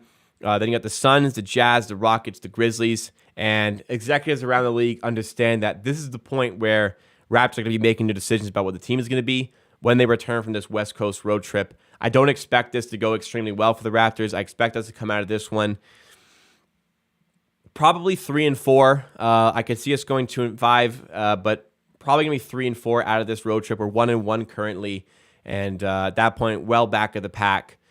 Raptors will have some thinking to do in terms of what trades are going to be. But the reason the Raptors haven't full-blown sold on the season so far is because, well, it's very easy when you look at the standings. There are 4 definitive horrible teams in the league. The Hornets on 14 wins, the Pistons on 13 wins, the Spurs on 14, and the Rockets on 11 wins. You are not catching those teams. If your goal is to tank at the best draft pick possible, best case at this point, you get the 5th pick. Right, like 5th best odds. Right now, the Raptors are at the 6th best odds. So there's not a ton of downward movement that can happen. Essentially, the only way the Raptors can go, if they go anywhere, is up in the standings. So a full-blown sell, a full-blown tank on this season doesn't really change much about your standings. You're at best the 5th best odds to get the first overall pick. So that is why there's been patience from the front office. That's why they've been waiting, because, again, there just isn't really much movement at all. There really isn't any movement at all to go downwards there. So there's still more time to be patient about going further this season, because if things just, begin to get worse, you're not really going to move anywhere else. Things like that happen. That's why there's been the patience. That's why we're here we are. But the day of reckoning is slowly creeping up on us. The day of reckoning will be upon us soon, and it will be on the front office to decide who they want to trade. So everybody's asking me who we're going to trade, who we should trade. I defend Fred a lot, and I think there's a lot of irrational hate against him. I still feel like he's the best player to move on from. That being said, you can't get nothing from him. If you're getting a good deal, I think Fred's the best player to move on from in a retool. But if you're not getting a good trade, then that's not something you can force. OG, if he's actually dissatisfied and you can get 3 first, I'm open to that. But now there's the threat of the injury derailing that. So we'll see what happens there. Ultimately, I think Gary will be the guy to get moved. I feel like he's a good fit for this team. I don't agree with that, but we shall see how everything plays out. I'm sure there's been a lot of work being done with the front office, putting things in place, but we're still going to wait it out a little bit longer as we get towards the end of this road trip, February 6th. Trades are coming, everybody. They're not going to happen yet, but they will be happening soon. Have a little bit of extra patience. But as far as the game goes, probably the perfect outcome. Fun game, but you still lose. All right. Let's wrap it up there. Remind you guys, no content for tomorrow on the game. Going to be away for that one, unfortunately. But after that, back to normal, back to everything, back to me covering all the games. Appreciate you guys hanging out today, tuning into the stream, tuning into the post-game show. If you did enjoy, please make sure you smash that like button and also subscribe to support Amateur and get more Raptors content just like this. All right, everybody in Twitch, appreciate you hanging out. I know it's a late one. I know it's Friday night. You could have been doing something else, but you decided to spend your Friday night hanging out with me. Again, appreciate that. Appreciate you guys. Appreciate the support that we get on this channel. Appreciate everything, as always. We are going to be back. Actually, am I going to miss another game next week? Ooh, it's been rough. It's been rough. February. Oh, no, we're all good. So I'm missing tomorrow's game, and then after that, we're smooth sailing. There's nothing on the schedule that conflicts with the Raptors at all. Great to see. All right. Take care, everybody. I will see you on Monday. Don't think there'll be any content this weekend, but we will see.